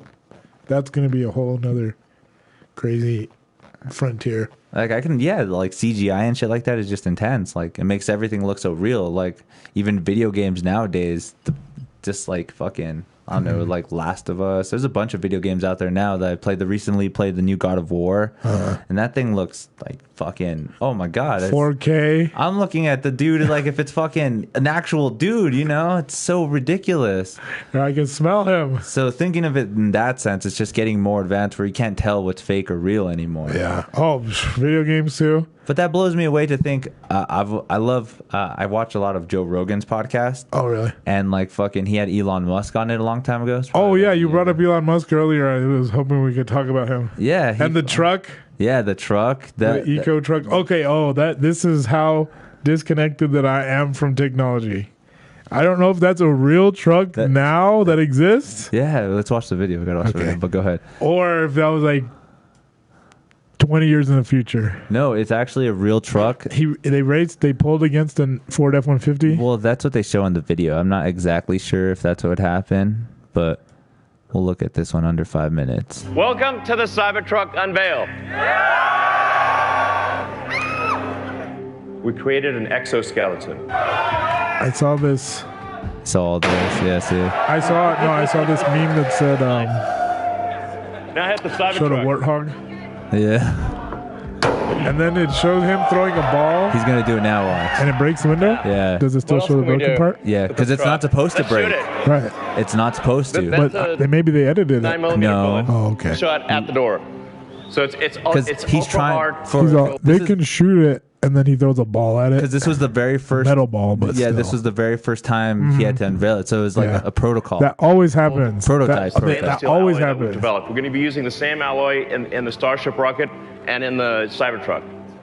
Let's show the glass demo. So first, this is regular glass. This is like normal glass, car glass. We want to show you what happens with normal car glass.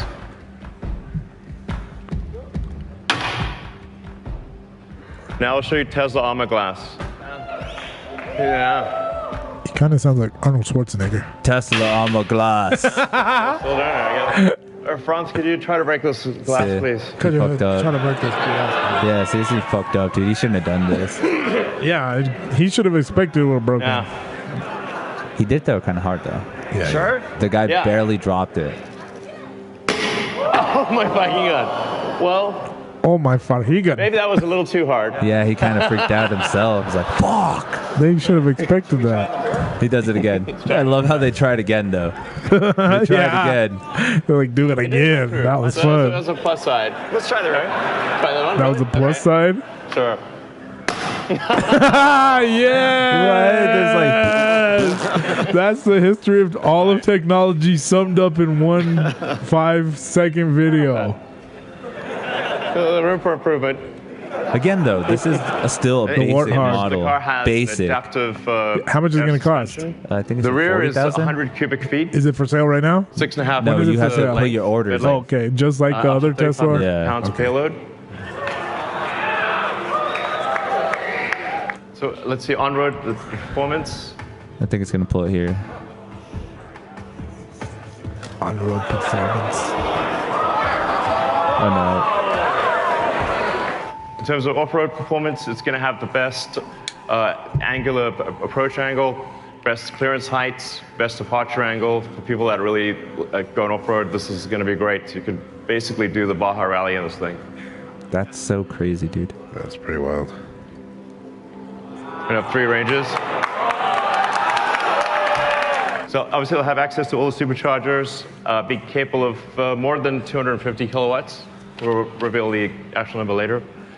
And it has onboard outlets for 110. I feel like we're going to lose people if we're just watching the... Fuck no. There's 2 people watching with us. Do we get roasted by anybody else? We can tap No, there's this lady, Leah, who said hi from Pennsylvania. And she said, awesome setup. Hi, Leah. Thank you. See, we're getting love.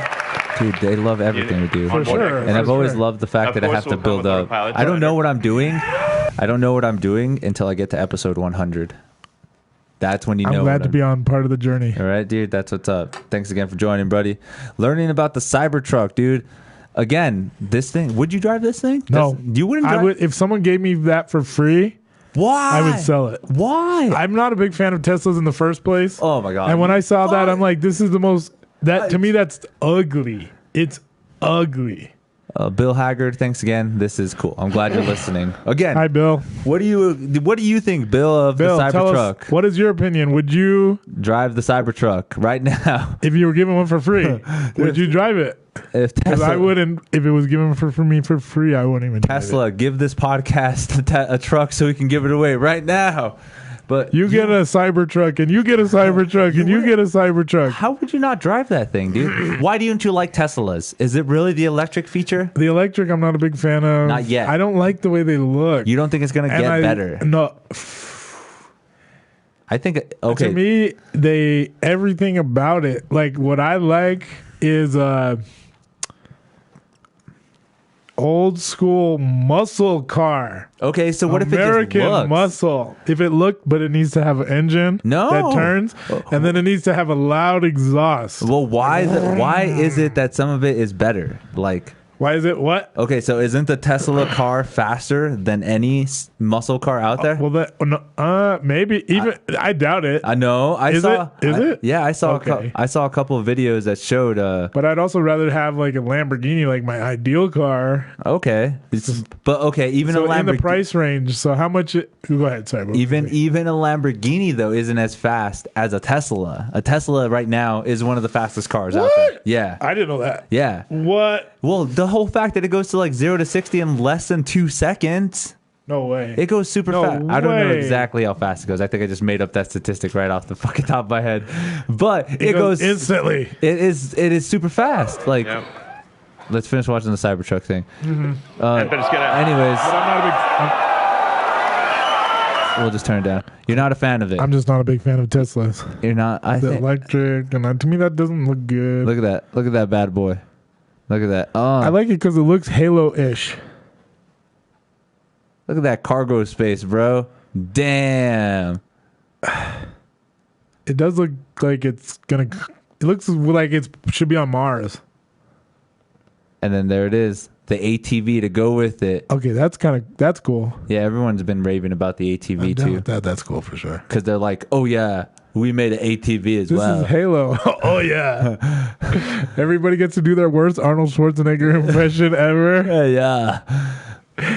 But yeah, it's coming out. It's being ordered. I mean, maybe might some small changes, but I'm pretty sure that's going to be the main design of how it looks. Yeah. But you would not drive that. Nope. I don't like. Oh, another huge thing I don't like is the rims. I'm not like a rims person, but I do not like the rims. And then the rims on the Tesla cars look hideous. The ones that are like the totally flat. Well, why don't you just change them? Can't you change them? That's like any other car. Change the rims, bro. But they just Customize your wouldn't Tesla. look. But they just wouldn't look good with any rims. But I'm just saying the rims is like the worst feature of them, and they wouldn't look good with any rims. I think those rims would look sick. I'm ready for this, dude. I can see how it's futuristic. It's Battle of the Truck Makers. There you go, as see? Tesla Pulls it. F-150 Hey, that's the same girl from my video. His reply was in response to a video Tesla shared of the Cybertruck. She's pulling moving up, a bro. Ford She got a F-150 promo. uphill after winning a tug of war. Look at that shit. Showing off the Tesla truck's were saying how it wasn't tank-like fair, though? capabilities. What wasn't But fair about it? It's worth noting Ford was that saying the that, Cybertruck so- seemed to be hauling a lower spec Ford model. A lower that spec. made Yeah, that's this what it was. It seem was a like an lower unfair specs. comparison. The rear-wheel drive F-150 had no weight in the bed to counter the heft of the Cybertruck and help plant the tires to the asphalt. Also, it's hard to tell from the footage, but it appears the Cybertruck gets a head start. And the Ford vehicle could be the lower spec STX package, offering 325 horsepower and 400 pound-feet of torque. That model would weigh between 6,000 and 7,000 pounds. The Cybertruck, which was unveiled last week, can tow up to 14,000 pounds and go from 0 to 60 in about 2.9 seconds. Yes, I was according right. to Musk. 2.9 It'll be seconds. available in 3 different battery 2.9 ranges. seconds. Well, that's this 150 one. plus, So imagine the car. 500 It's plus even miles car's faster? to Yeah. charge, and support 250 kilowatt charging. The base model of the Tesla vehicle costs $39,000. Even the video is in a desert. So Yeah. they're showing it's like Mars. It's born for Mars. Yeah, that's probably dude. There's that theory that he just wants to fucking leave this planet. Elon Musk is just trying to sucks live. here. I'm not rich enough here. I want to be the richest person in the next planet. Or he just wants to be a person that can go. Like, he can tell all the rich people, like, ha ha, you have all this money, but you still can't do what I can do. He's like, have you smoked weed on Mars? 'Cause I have. Dude, that would You be... haven't? Dude, he's come up with some crazy shit, dude. Have you ever heard of that, like, underground tunnel system he wants to make? Elon Musk and the boring system? Or the boring, was the flamethrower? Yeah, the Or he has the boring company. Boring which company is makes a flame. It's not supposed to be a flamethrower. Oh, what is it? It is a flamethrower, but you can't call it a flamethrower. If you're not going to hit it, I'm going to hit it. Go ahead. I didn't even know it was there, but I'll take the second one. But yeah, he has fucking he's actually... So the boring company is a tunnel company that he's doing, a tunneling. Well, it's part of that. Yeah. Yeah, they and do then a bunch of... the boring company is a flamethrower. They also distribute the flamethrower. So boring company... Is that real? Like, you can buy it at the store? Not anymore. Oh, but for It's you sold could? out. Yeah, it sold out. Instantly. This is how disconnected I am, bro. I'm like, It's sold okay, out. so that's not going to be legal. That's going to be like $10,000. So the only way he was able to sell it is by marketing it as a different name. He didn't call it a flamethrower. What did he call it? He called it like some kind of like torch or something. What He's like, it's a torch for your enemies. did You could torch them. Elon? What are our fans saying? We had Bill Haggard come on and he was talking about the truck. This is cool. It's electric. It's badass. Oh, he likes it? Yep. And Bill's with it? Have you seen it pull the truck? And that's when I pulled up that video. Oh, cool. Elon Musk. Yeah, I'm pretty sure he called it a flamethrower. Oh, he did? Or I did? Well, flame. That's what it is, but It's like a squirt gun. It looks like a Nerf gun that shoots flames. dude, it looks amazing. Yeah, it looks cool. So this is being broadcast, what I'm seeing right now. Yeah, whatever you're seeing right A now. peace sign. You can moon them, whatever. Do whatever. You want to get your channel banned from YouTube? Hello, what's up? How's it going? See, the Boring Company flamethrower looks like a Nerf gun. I like it. It looks cool. There's even comparing it to a Nerf gun right there. Oh, yeah, that's true. No, that's the same gun. Oh, really? Yeah. In a purple Yeah. and white to look like a Nerf gun. No, that's cool though. I like that. That is, I would rock the purple and white flamethrower for sure. This whatever this title says, it says Pablo Escobar's brother escalates flamethrower feud with Elon Musk. He's like, I made my own flamethrower at my house. It's Escobar Inc. Yeah, that's what it says. What do you think you can use a flamethrower for? Probably like weed control and shit like that, right? That's what I would use it for. That's what I would use it for. I'm not trying to fucking burn somebody to death or anything. Well, why would they sell that? Like, how did that get to be such a popular culture item? Because what would you use it for? It's not. People aren't using that to burn weeds. They're not literally going outside and being like, "Oh, finally, I have a solution. I can get rid of all the weeds in my yard in 3 seconds." Yeah, they have probably this negative aspect. Thanks for the follow. We appreciate it. I love you. Hagrid too. Yep. Thanks for the follow. Is Hagrid watching? Well, we just got a follow from him. So. Well, who knows? Is this the YouTube? That's what I'm saying. It's Inception. There's a TV here. Yeah. There's a computer monitor here. Yeah. There's the laptop here. Exactly what you see on that screen in front of you over there is what they're seeing. Who's they? Who's watching right now? The world. The world, the Well, I don't know universe, right for now. all the rest of time. Well, yeah, it's going to be up for a while. 61 episodes, bro. Yeah. We're out there. I'm out there. Good. Doing it up. Good. So we're talking about Elon. Fucking what Musk. else? Well, let's talk about your damn fucking piece of paper here. I was gonna say, I was looking at this. I think we covered one out of all my entire brain, mind, Your web. mind map. Your web design. I love Yeah. how in school they tell you like, all right, we're gonna write a story today. I was like, you Make know a what? web. We need an agenda, and then I'm just gonna use a mind map. So I meant to say everybody at the beginning, this is gonna be our agenda for today. Like, what are we gonna start talking about here? What are we gonna finally start talking about? It's like fucking Alex. It's just like all so okay. Who wants to hear a All that, joke? right? Yeah. Who wants to hear a joke after Right? an hour? No, well, I had a few topics. All right. So first, let's talk about what I care about myself. All right. You know, of course. Kind of what you do. Of course, all the time. Yeah. Stand up. This is an open mic right now. Yeah. This is straight up. It's free time, free stage time for an hour already, an hour and a half already. Dude, if we can't pull any material from this whole video that we just had, we're not doing our job correctly. We're like, they think we talked about Well, yeah, I don't think so. Dude, we've talked about way too much shit so far. That's the beauty of this podcast. So about me, my background, my childhood. All right, tell me more about this childhood. Yeah. You're Mexican that can't speak Spanish. Yep. How does that work? How does that work? Are your parents like? Can they speak Spanish? So my mom is very fluent. Okay. She's very fluent, and she can speak Spanish. She still does speak Spanish. Okay. So very fluent. My dad, I think, used to be able to speak Spanish, but now he can't. Not really. So he just doesn't. Maybe he can understand it a little bit. Yeah, he can understand it. Okay. So both of them are attorneys, and then my mom would work with immigration because she was bilingual. So she really stayed with that as well. That's cool. Yeah, but And- she didn't teach it to me or my sister, which is like every second generation New Mexican, and then that's what I make my joke about. That always hits every night, everywhere, every time, no matter what. It's like, my name is Nico, the podcaster. I'm from Albuquerque.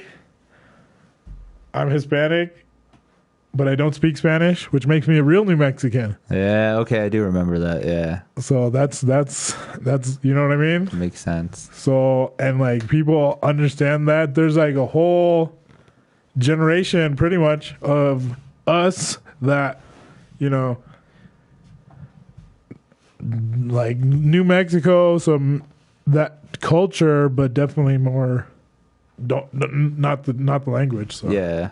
and I've always wanted to learn it, but Yeah, that's what I don't get either. Is like, I guess I wasn't really forced to. I don't know how I ended up learning it because my dad is the one that's super fluent and can speak Spanish. He's like the full-blooded Mexican, the immigrant and everything. So he knows how to speak Spanish. And my mom, I guess you could say, is like a Chicana. So she has YN, Spanish, whatever she has on her. She has all that. So she knew how to she's like just everything. Yeah, so she knew Spanish and can speak English pretty well. And when she met my dad, she met him, and obviously they dated and stuff and only spoke Spanish. When I was born, I ended up becoming just... Like, speak Spanish to me, baby. Yeah, but that's the shitty part, though, is like my little brothers don't know how to speak Spanish It's right? at all. And that's like, what the fuck? We come from the same family. You're like, speak it to me. But that's, I think, it's a pretty generational thing. Because my grandparents were from Mexico, but my mom is from, you know, from here, so she just didn't teach it to me and take the time to teach it to me. I never really had to learn it. So I guess that makes sense. I mean, especially if you're from here, like you wouldn't really feel like you need to learn it. But if you came here and then your kids were born here and you're like, oh, or if you came with your kids actually, then you would kind of have to be forced to learn it more. But I mean, it is what it is, right?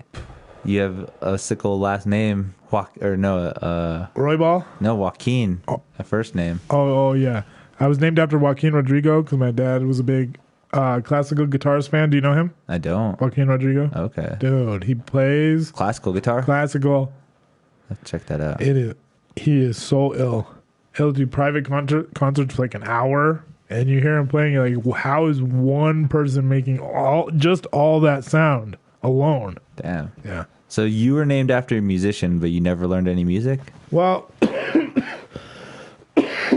when I was in middle school, I did do orchestra from like 6th through 8th grade. What did you play? I played violin at first, and then upright bass. Okay. Yeah, it was fun. Is it still kind of stuck, or No, you totally can't throw back at it anymore? I haven't played since. So then, when I went to high school, I went to play in the band, and then I'm like, I don't know, it's kind of rough, and it was kind of rough at Albuquerque High, even the orchestra, like so. Rather than doing that class, I decided to take a computer animation class. Okay. And so we made like computer animation videos at CEC, which is the same place that I went to for the C++ classes. Oh, okay. Yeah, it was fun. So you have some kind of, what program did you use for it? I don't even remember what it is, but you would build like in 3D blocks, you know what I mean? And then you can make them move, and That's sick. do different timing and stuff like that. So it wasn't like good. Mine were very good. Yeah, same. Because I remember some kind of.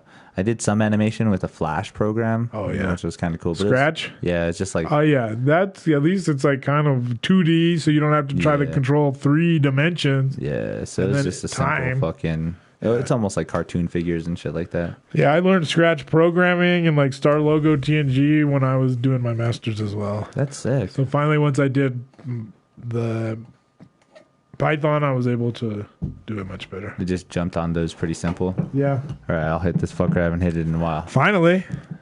Well, dude, I'm actually really interested in you, dude. Fucking a sicko coder. You have a master's degree in it. From New Mexico Tech, the 8th best engineering university in the United States. See, you're telling me more shit that I don't even know. We're the best. 8th? We're the 8th best engineering public university in the United States.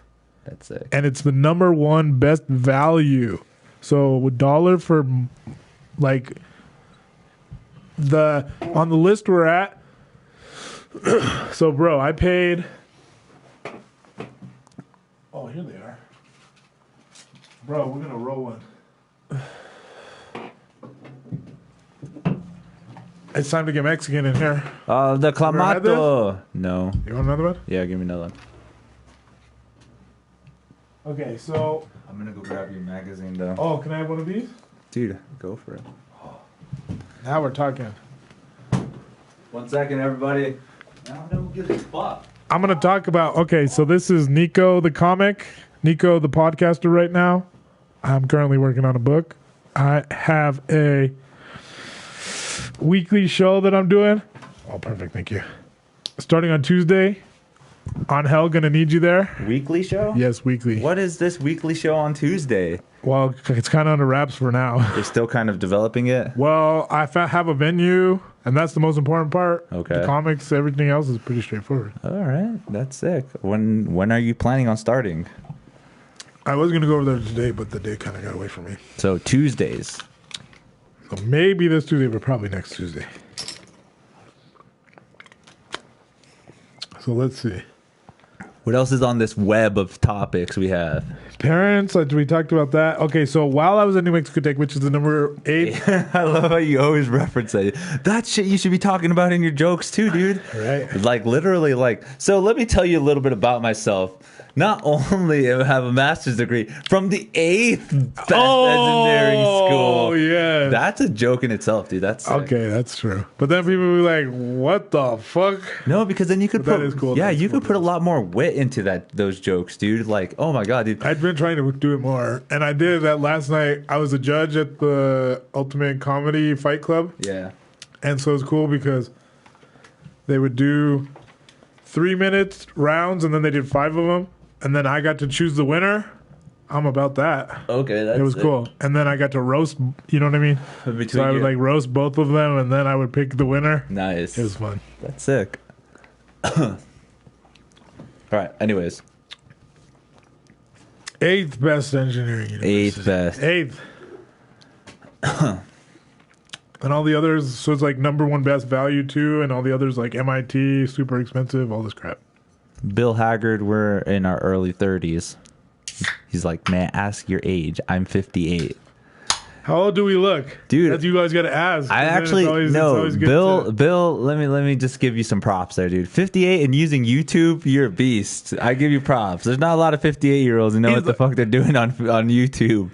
Bill, so the fact that you're even watching us on a live stream is cool. Thank you, Bill. Bill's like, is this life alert? Please send help. I'm stuck in my house. We love you, Bill. Are you okay? We're here to help. We're here to help. Just type a Y. Just type Y over and over. Y will help you. Just right for sure. Yeah, we're in our Nico's in his early 30s and I'm about to hit 30. So how old do we look? Everybody that's listening right now, how old do each of us look?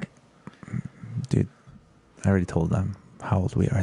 They can't guess no more, dude. Yeah, they can. Then they'll be like, dude, what the hell? You look like this old. You look this old.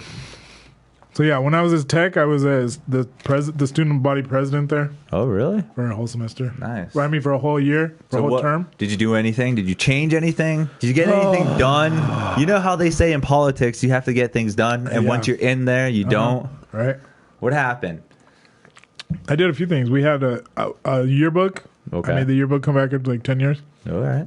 It was cool. Then we printed a bunch of the newspaper. We had really cool events for the year that I did it. That you kind of ran and organized and shit like that? And then my last act that I did is I jacked up the student association fee so that the next person would have more money.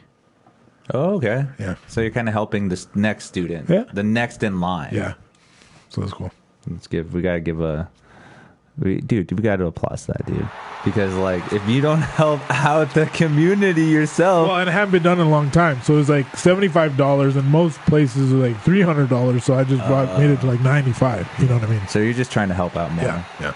And then at least you did more too. There's people Right. that would have just like took your position and just used it as another credit for like, hey, I was a student body president, so blah blah blah. This is hire me or show. This is for my next college course. Or It was cool because, there were some definite benefits. Like when I would do a comedy night, I got to meet the comedians and talk to them because I hired them, and then take them out.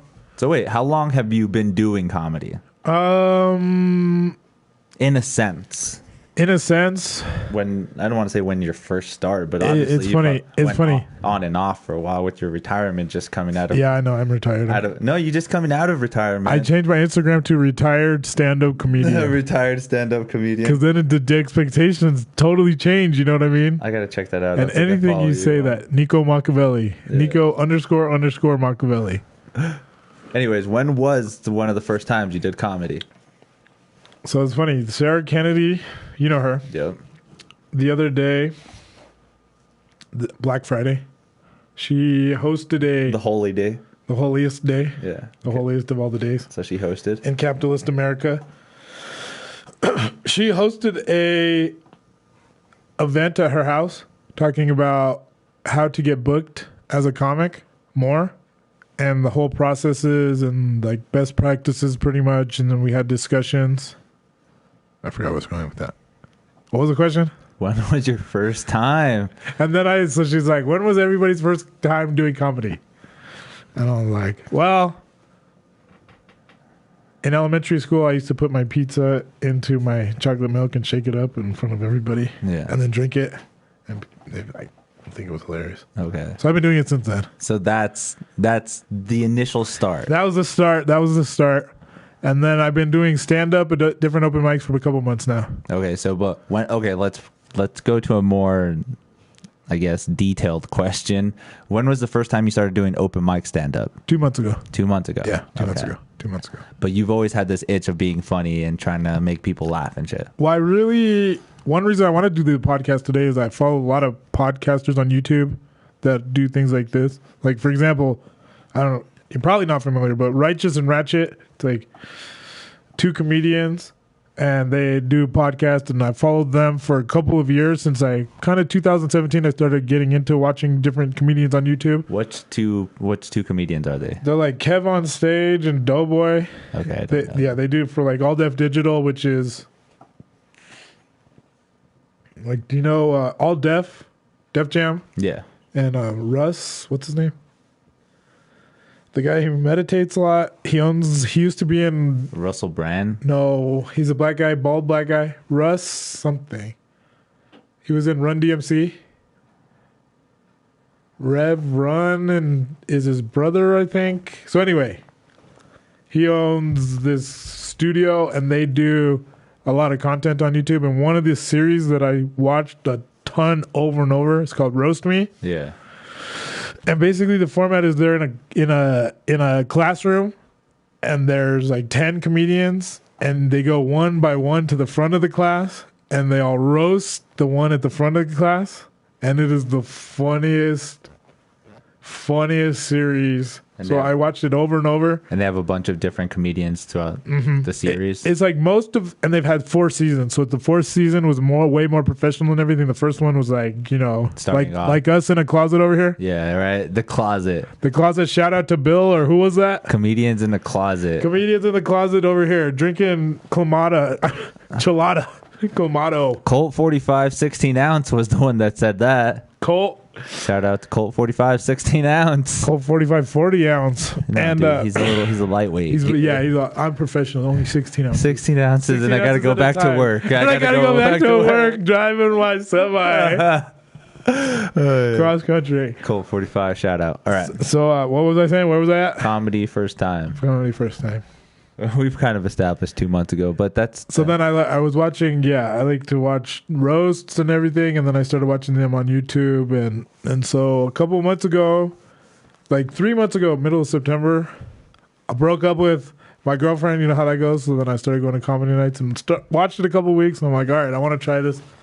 So I went up, and then I'm trying to do it as much as I can since then. That's cool. Fuck yeah. It's been fun. I went straight into it. I didn't even go check it out. I watched it a few times. I want to check this out and watch it. I was kind of nervous. Fuck this. I'm just gonna do it. I went in.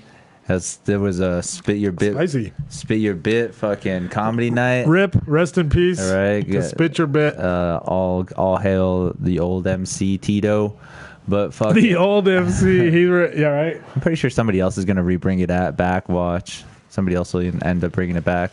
But that first time was pretty intense because I always knew about open mics. I may have been there for that. I think you might have.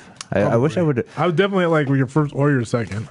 I know. I wish I would have recorded it because it's way different than when I started. Like it's more intense now. Like I actually know what I'm doing. I'm more comfortable. I remember seeing you very early on. Yeah, and I thought you were always good and everything, but definitely it seemed definite improvement. Yeah, that's so crazy to think about too, though.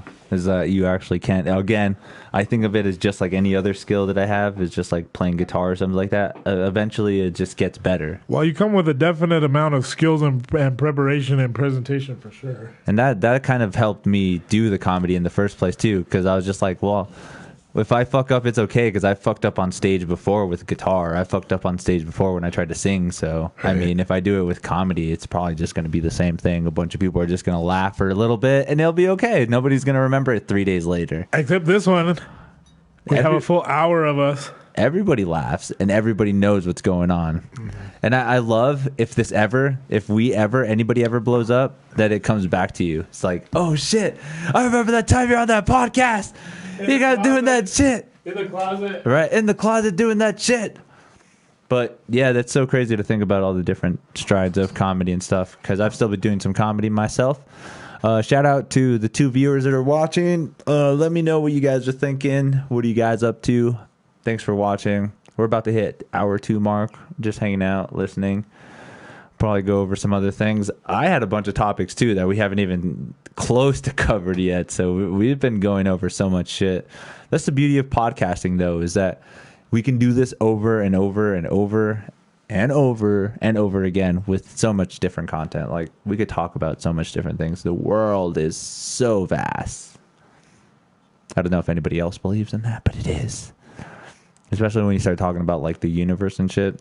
And then multi-universes, that shit blows me away as well. Like the idea of the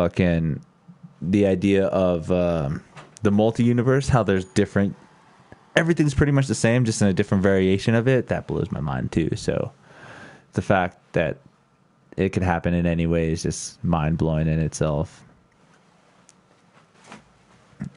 What is up? Welcome back. Nico back in the closet. Nico's back.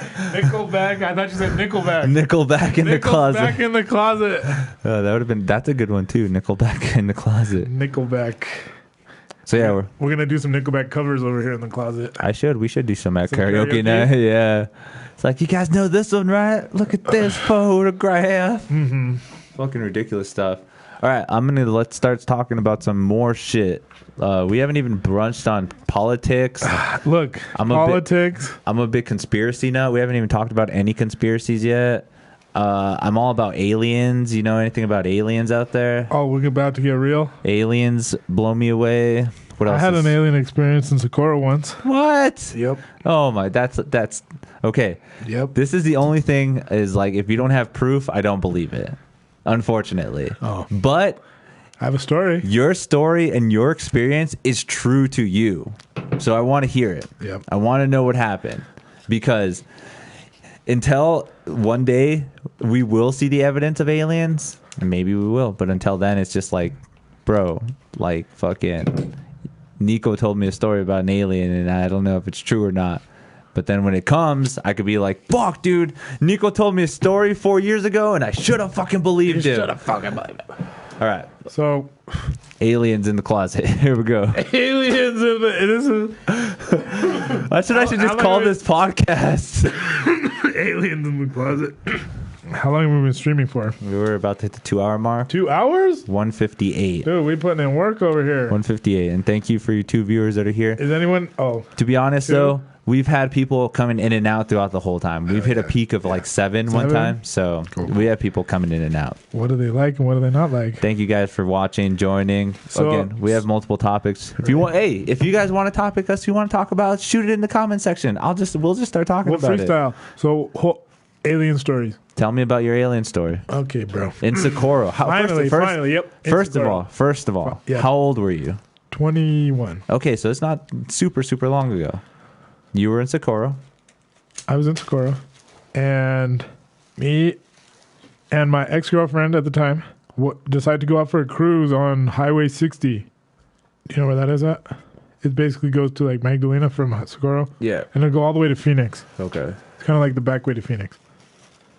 So we go there. We're cruising around, and there's a Emmertech. Do you know what Emmertech is? So one thing about New Mexico Tech is they have this place called Emmertech. Oh, so it's like the Cybertruck. Just kidding. Yeah, It's a military vehicle. it's a military base. Base. So it's like, I don't know, 10,000 acres. Okay. That's owned by the federal government where they do testing, and Mythbusters has been there. Okay. And so it's funny. When you're in class at Tech, you'll be in math class and you'll hear an explosion go off and it'll rattle and shake the windows. So yeah, it's an aftershock everybody could feel. Yeah. And it's right up the hill. So you're like, oh my gosh. So that's the vibe of the whole place. You know what I mean? Okay, so testing. So it makes it cool. Military-ish. Yep. We're all here to learn for our country. Yeah, a lot. And then now that a lot of like the first responders and the military people that are doing the training go and eat at the lunch room when like the students are eating. So back when I started there in like 2005, it wasn't like that at all. Like they didn't have the same amount of training and that type of thing. Okay. And then it was much more student, you know what I mean? Just a student. And now it has much more of a vibe of like almost like a military base. Okay, so it's a pretty prestige of what's being taught there. Yeah. So they have a lot of like high-end people going there to learn. From like the FBI and the DOE, from the federal agencies, from all over the state agencies, from all over the United States. Holy shit. And Mythbusters trains there. Okay. So Highway 1 or Highway 60 kind of like wraps around it a little bit behind the... Can you see it if you're on the highway? You can see it? Yeah. And then you can see it from New Mexico Tech itself, but if you drive up there, there's an armed guard and you can't get on. Yeah. Except once a year, they let people on to climb M Mountain because there's a big-ass mountain. Yeah. Shout out, what's up, Avalanche? Shout out M Mountain. Oh, I thought that you like, shout out M Mountain. Mountain. M Mountain. But yeah, Avalanche. Fucks with M Mountain. Are we allowed to say fucks with? Dude, fucks, bitch, hoes. There's no FCC over here. No, up dude. in this. Probably. We're gonna, bro. We just got demonetized over here, bro. I don't make any money off of this. First of all, What's the most views you've gotten? actually, my very first podcast has the most views. What? How much? Like over 300. Like over 5. It has 5 whole videos. All my videos have more than fucking 20. All right, leave me the fuck alone. Does this have more than 20? Because there's been so many people. Yeah. How does that work? Okay. Yeah, it's gonna Cool. the algorithm. The stupid count will be way more. Bro, we'll be here all day. Do you have scissors? Because this one I ripped it, but it didn't actually rip in the proper. Do not. Oh no, you know what? I think I got it. I got it. It's a little tight curve right there. I got it. But yeah, fucking. Hold up, aliens. So no, then we're this still talking place, about it. Yeah. So this place Emmertech. Emmertech. They do a lot of explosive testing there. They have shooting range, but it's all off limits, and you know what I mean? Yeah. So me and my girlfriend were ex-girlfriend were driving, and on Highway 60, right? In my car, we're just driving, chatting, and we look out the window, and this is only like 5 or 6 minutes outside of Socorro, which itself is a small town, but it's pretty rural, you know what I mean, by itself. Okay. Is this going to mess with the sound? No, go for it. Fuck it. Fuck it. They know the struggles. They know the struggles. Does Bill at age 56 know the struggles? Bill's probably smoked some shit we've never even heard of. Bill, back in my day, it was 1% THC. That's what I hate too. How old people say that their weed was better. It's like no, it's 10 times stronger now. Look at this. It cannot be. There's no way. Look at this. Hemp wraps, terpene infused organic. Holy shit. They have like CBD infused. Oh, this one doesn't have a wrap. Double the fuse in CBD. Bro, this looks like a science experiment. We're having a science experiment over here with this. That just looks like a paper, bro. What is that? Okay, at least there is a sticky. I see the sticky. Oh, part. okay, yeah. So, So on your way we're driving, we're just cruising, and that cruise is badass, bro. like a good scenic view? Very Okay. nice. Lots of like beautiful rock formations. There's not a lot of cars out there. You go to Magdalena, and again, it goes all the way to Phoenix, right? Just drive past it all. But we're only 5 minutes outside of Socorro, Okay. cruising, and I'm like, what the hell is that? And I could see a light like just off the highway. What would happen is that I would see a light, like a red light, launch from the ground and follow us as we're driving and stay with us. And then it would flash and take a picture and disappear. What? And then like 5 seconds later, hold on. And then like 10 seconds later, another one would launch, similar, like exactly where we were lined up with the car, would launch, going our speed, and then look at us, watching us, looking at us, take a picture and disappear. And it happened about 20 or 30 times. What? We're just driving, and I'm like, what the fuck? It was, honest to God, it was crazy. So okay, that's a little crazy to think about too, because some other people's alien experiences, they're just like, oh, I was driving and it passed right past me. I saw it. Yeah, no, this one was But like you actually so specific and crazy, and the way that the thing launched like a rocket almost. But then it could like zip around pretty much, like followed us, and then it would take a picture and then disappear. How do you know it took a picture? Because it was like a flash. It was a flash. It was a flash. Okay. So I assume it was flashing to take a picture to be like, all right, now bye. Yeah. Like it was watching the whole time, getting camera or whatever. Then it was like, and then it was gone. Okay. It was crazy, bro. And about 20 times. Yeah. And you think it was the multiple or like the same one or maybe multiple? It was like almost like an array. And that was the other thing. I was like, how could it? I don't know if it was a multiple or the same one, but it must have been different ones because it was like launching, disappearing, and then another one launching and disappearing, and then another one launching and disappearing. Okay, so it seemed like multiple. Holy shit.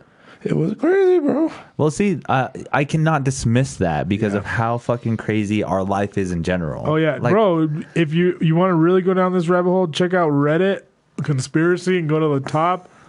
Check out some of that stuff, and you'll be like going crazy. Like Skinwalker. Yeah. I didn't used to believe that, and I read all that. They have a specific subreddit dedicated to skinwalkers.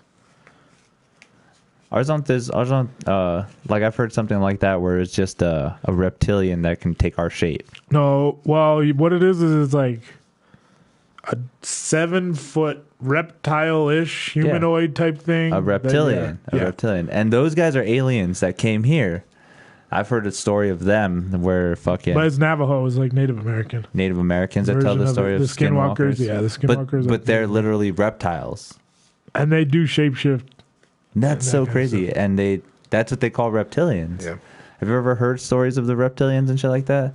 Under Denver Airport. I mean, I don't believe that type stuff. How do you not believe that? But you believe your alien story. Because I saw it with my own eyes. Have you seen the murals and stuff? Yeah. Those are pretty intense. Like, it just looks like them fucking, hey, let me just show you what global catastrophe looks like. Right. Do the artwork of this douchebag. I don't know. I think. I know. I think Well, that- and then that horse thing that they have outside. So do you think that's a true statement too? That they actually have an underground base? That's They do have like underground tunnel things, but they're not a giant colony of lizard people that live down there. no, I wouldn't say a lizard people. That's but what some people believe. yeah, that's a little intense for me. But I do feel like if shit were to go south on the surface, they have a safe haven somewhere in the ground Right. already. The government does.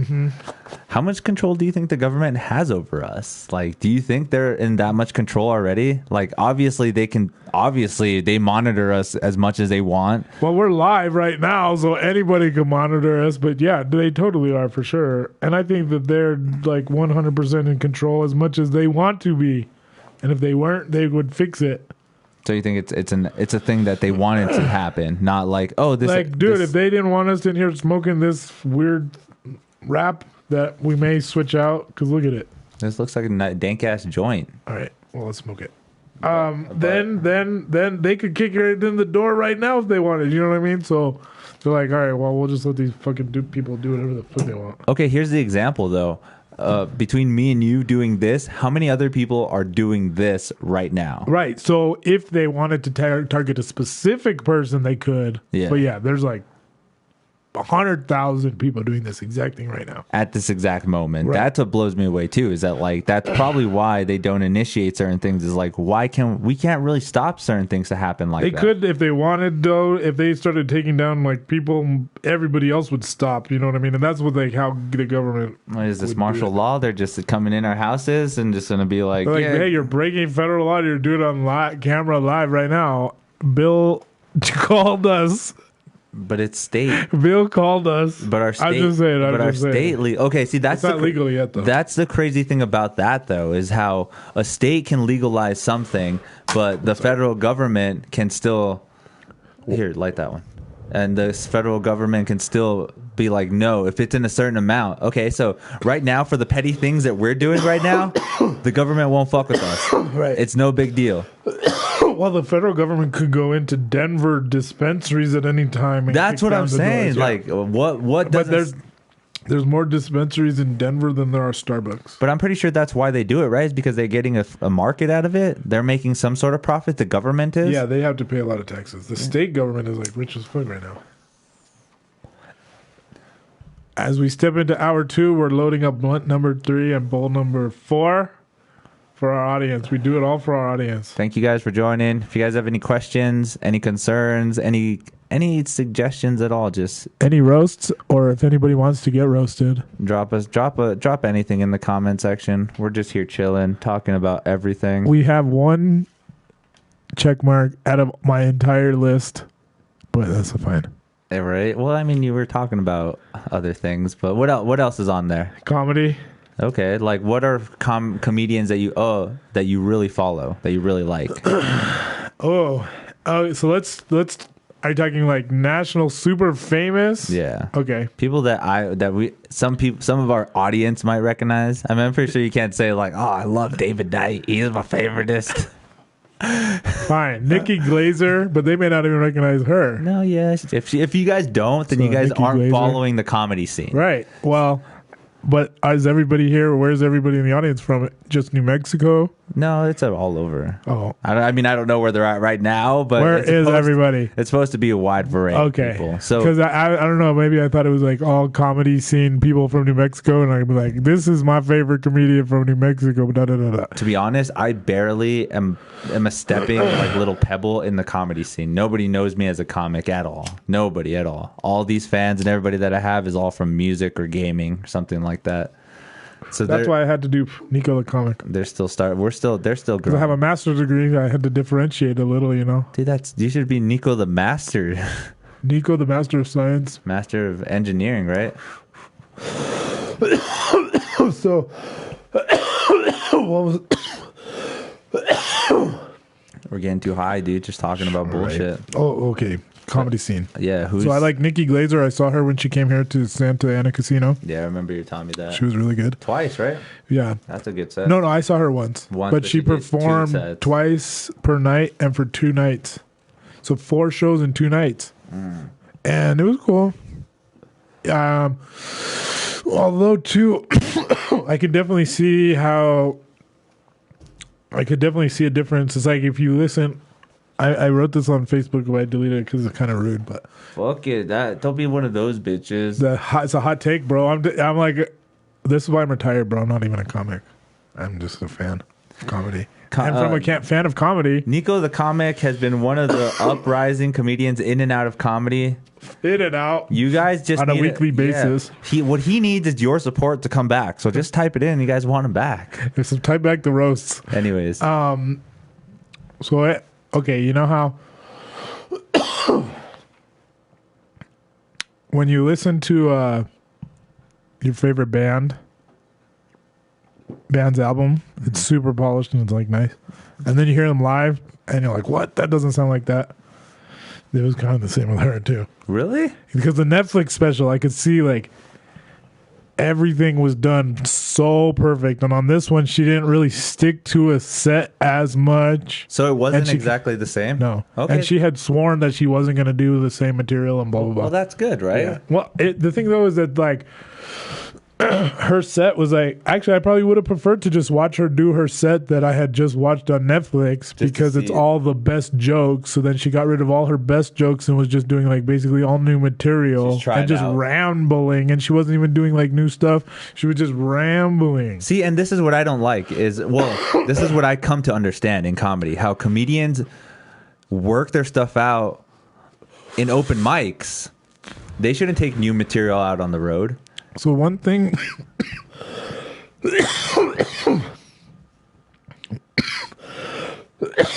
well, I do like comics that roast and it's like a fresh, specific for that audience. Like you say, crowd work. I love crowd work. Yeah. That's to me, that's like what separates a comedian. But that's different from trying out new material. Yeah. And what, so at Sarah, remember I was telling you the booking with Sarah Kennedy? At her place, she was talking about that open mics are scrimmages, and when you're getting paid, that's like the performance. That's like the game. Yeah, that's how I see it. Especially if you like Troy, how he says he's going out on the road and doing shows and stuff. Mm-hmm. If he's going out on those shows and getting paid for those shows, he should be doing top-notch shit, not trying new material out. Well, one thing I do like is that I think I have like a type 5 now for sure. And when I do those, like the same open mics with the same people, then it doesn't hit as hard. Even just doing the same 5 minutes with a fresh audience has way better laughs. But it's because you're doing your old stuff, right? And a fresh audience. Yeah. You know what I mean? Yeah, doing new exactly. material with like an old audience is harder because it's all new and everything. And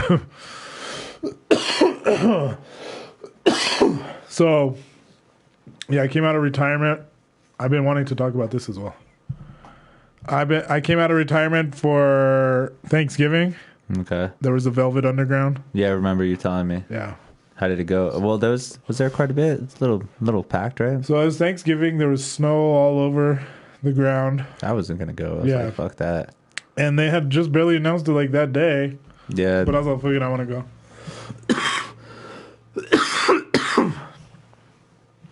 And we get there, and they don't have the system working. So then they finally get the system working, but the mic is blown, the speaker's blown. Okay. So then he starts singing, the host. I don't even want to use names. Didn't mean to use the name of the restaurant either. But you're like, fuck that. Try to promote. All right, fuck that. Anyways. So Mr. KK starts singing. And then the whole system shuts down. Just everything. Everything just totally shuts down. So then he's like, all right, we'll start the open mic now. And so we all just did stand-up comedy with a dead mic.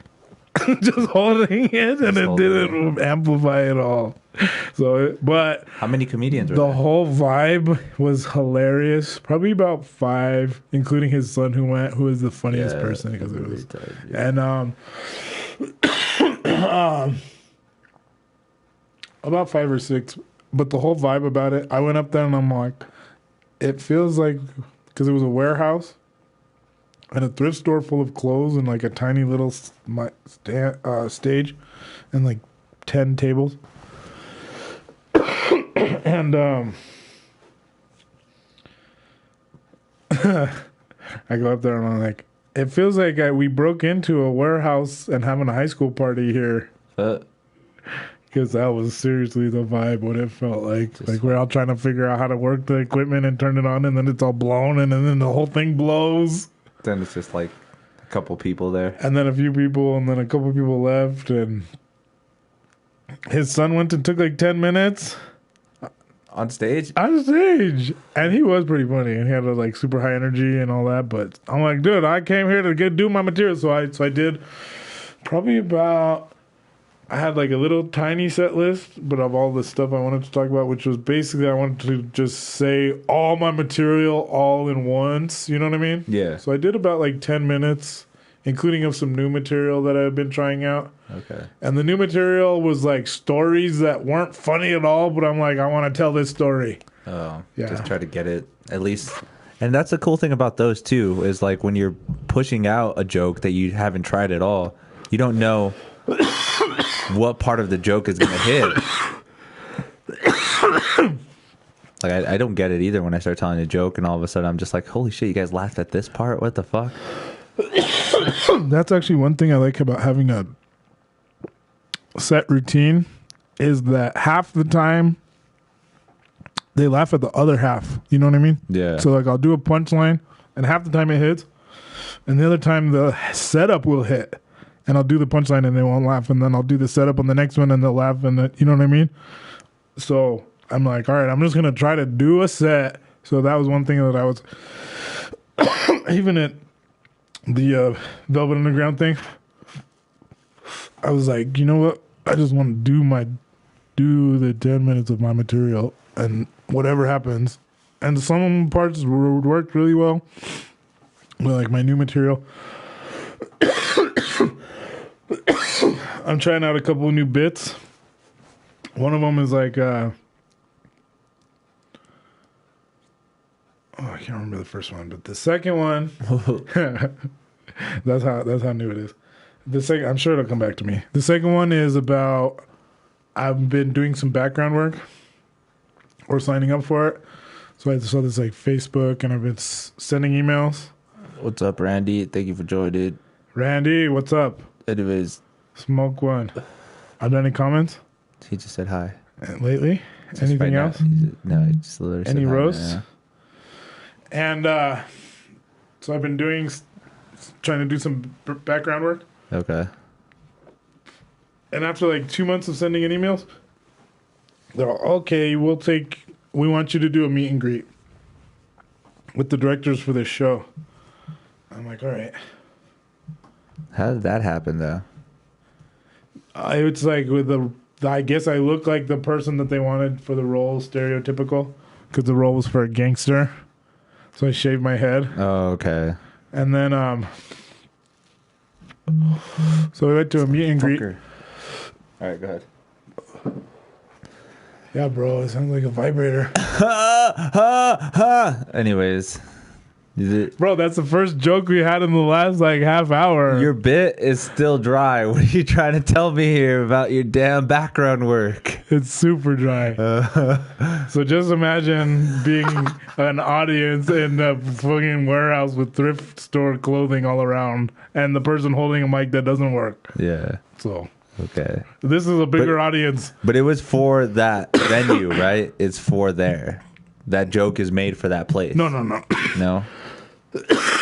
This is just a joke that this is a story I've been working on, and I'm going to have to like make it Oh, into okay. stand-up. Because it sounds like you were telling the joke at the Velvet Underground. Yeah, I told it. But it wasn't like a punchline. It was just a story. Because isn't like the Velvet Underground, the second one in Nob Hill, kind of like that? It's like at a clothing store slash. Yeah. Okay. So they just did their grand opening, and it wasn't very grand. Okay. Yeah.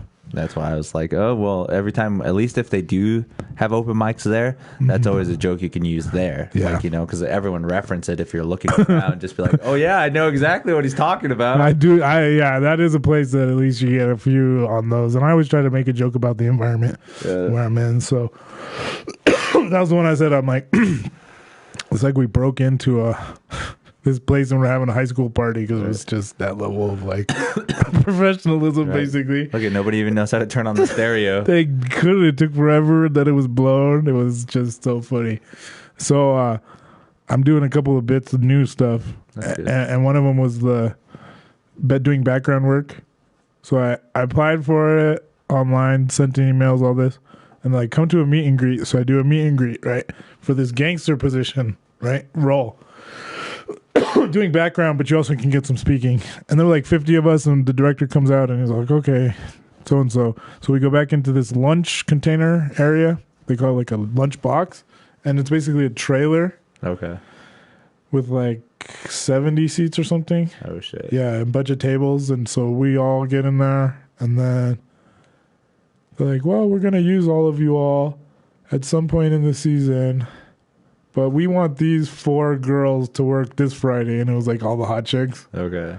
And then I never heard back from them for like months. I'm like, what the heck? And I even saw that they put out like similar ads on Facebook to be like, we're looking for background workers to work as gangsters. I'm like, what the I just already applied for this and everything, you know? Yeah, why didn't they pick me? What the heck? And they said they would. So then Tuesday before the Thanksgiving, right?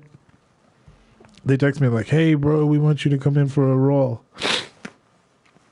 tomorrow. So Wednesday. Yeah. Right? I'm like, oh, yeah, sounds good. And they're like, what color is your car? Send us pictures of your car, blah, blah, blah. So I do all this stuff. And then at like 5 p.m., I'm like, oh, sorry, bro, we don't want to use you anymore. Nah. I'm like, what the fuck? So then the next day is Wednesday, the day before Thanksgiving, right? Yeah. And then I go there. I mean, I wake up, do my thing, start, get my day, you know what I mean? Do my stuff. And they text me at like 10:30. They're like, hey, bro, can you come to set? Yeah.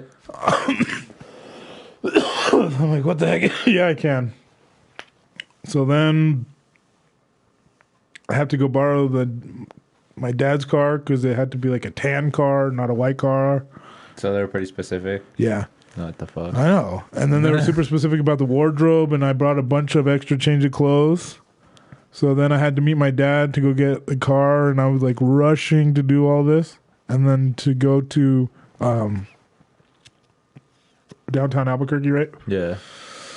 So then finally I do all that in like an hour. From 10:30 from when they text me. So I get there like 11:30, right? Yeah. And I get to this parking lot and I park there. And then it takes me, so I'm like, hey, I'm here. And they're okay, we're going to send a bus to come get you. So it takes them half an hour to send me a bus, and I'm just sitting out in the cold. And that was the day it was all snowy. Or the day before it snowed, when it was all super cold. Yeah, it was right before everything happened. And then clouds, everything. Right. About to freeze. Right. So then it takes them like half an hour to fucking send me a bus to just barely up the street to come get me. So then I finally get there like 11:30 now by this point. No, 11:30. Then I get there about 12, right? So I go to like the lunchbox again. It's the same one from way back in the day. Yeah. And this guy comes in. He's like, sit here. And he just is on his little phone. He has like a little thing in his ear. And he doesn't really talk, but I can hear, I guess somebody's talking to him. And he's like, oh, I got to leave. And he leaves and comes back. And he's doing paperwork and all this. And then like another half an hour goes by. And he's like, bro, it turns out we're not going to use you today. I'm like, what in the heck? So I still got paid. Really? For the whole day. Even though they didn't need you. Yeah. So that part's not too bad. It's still. But, dude, all that. Like months and months.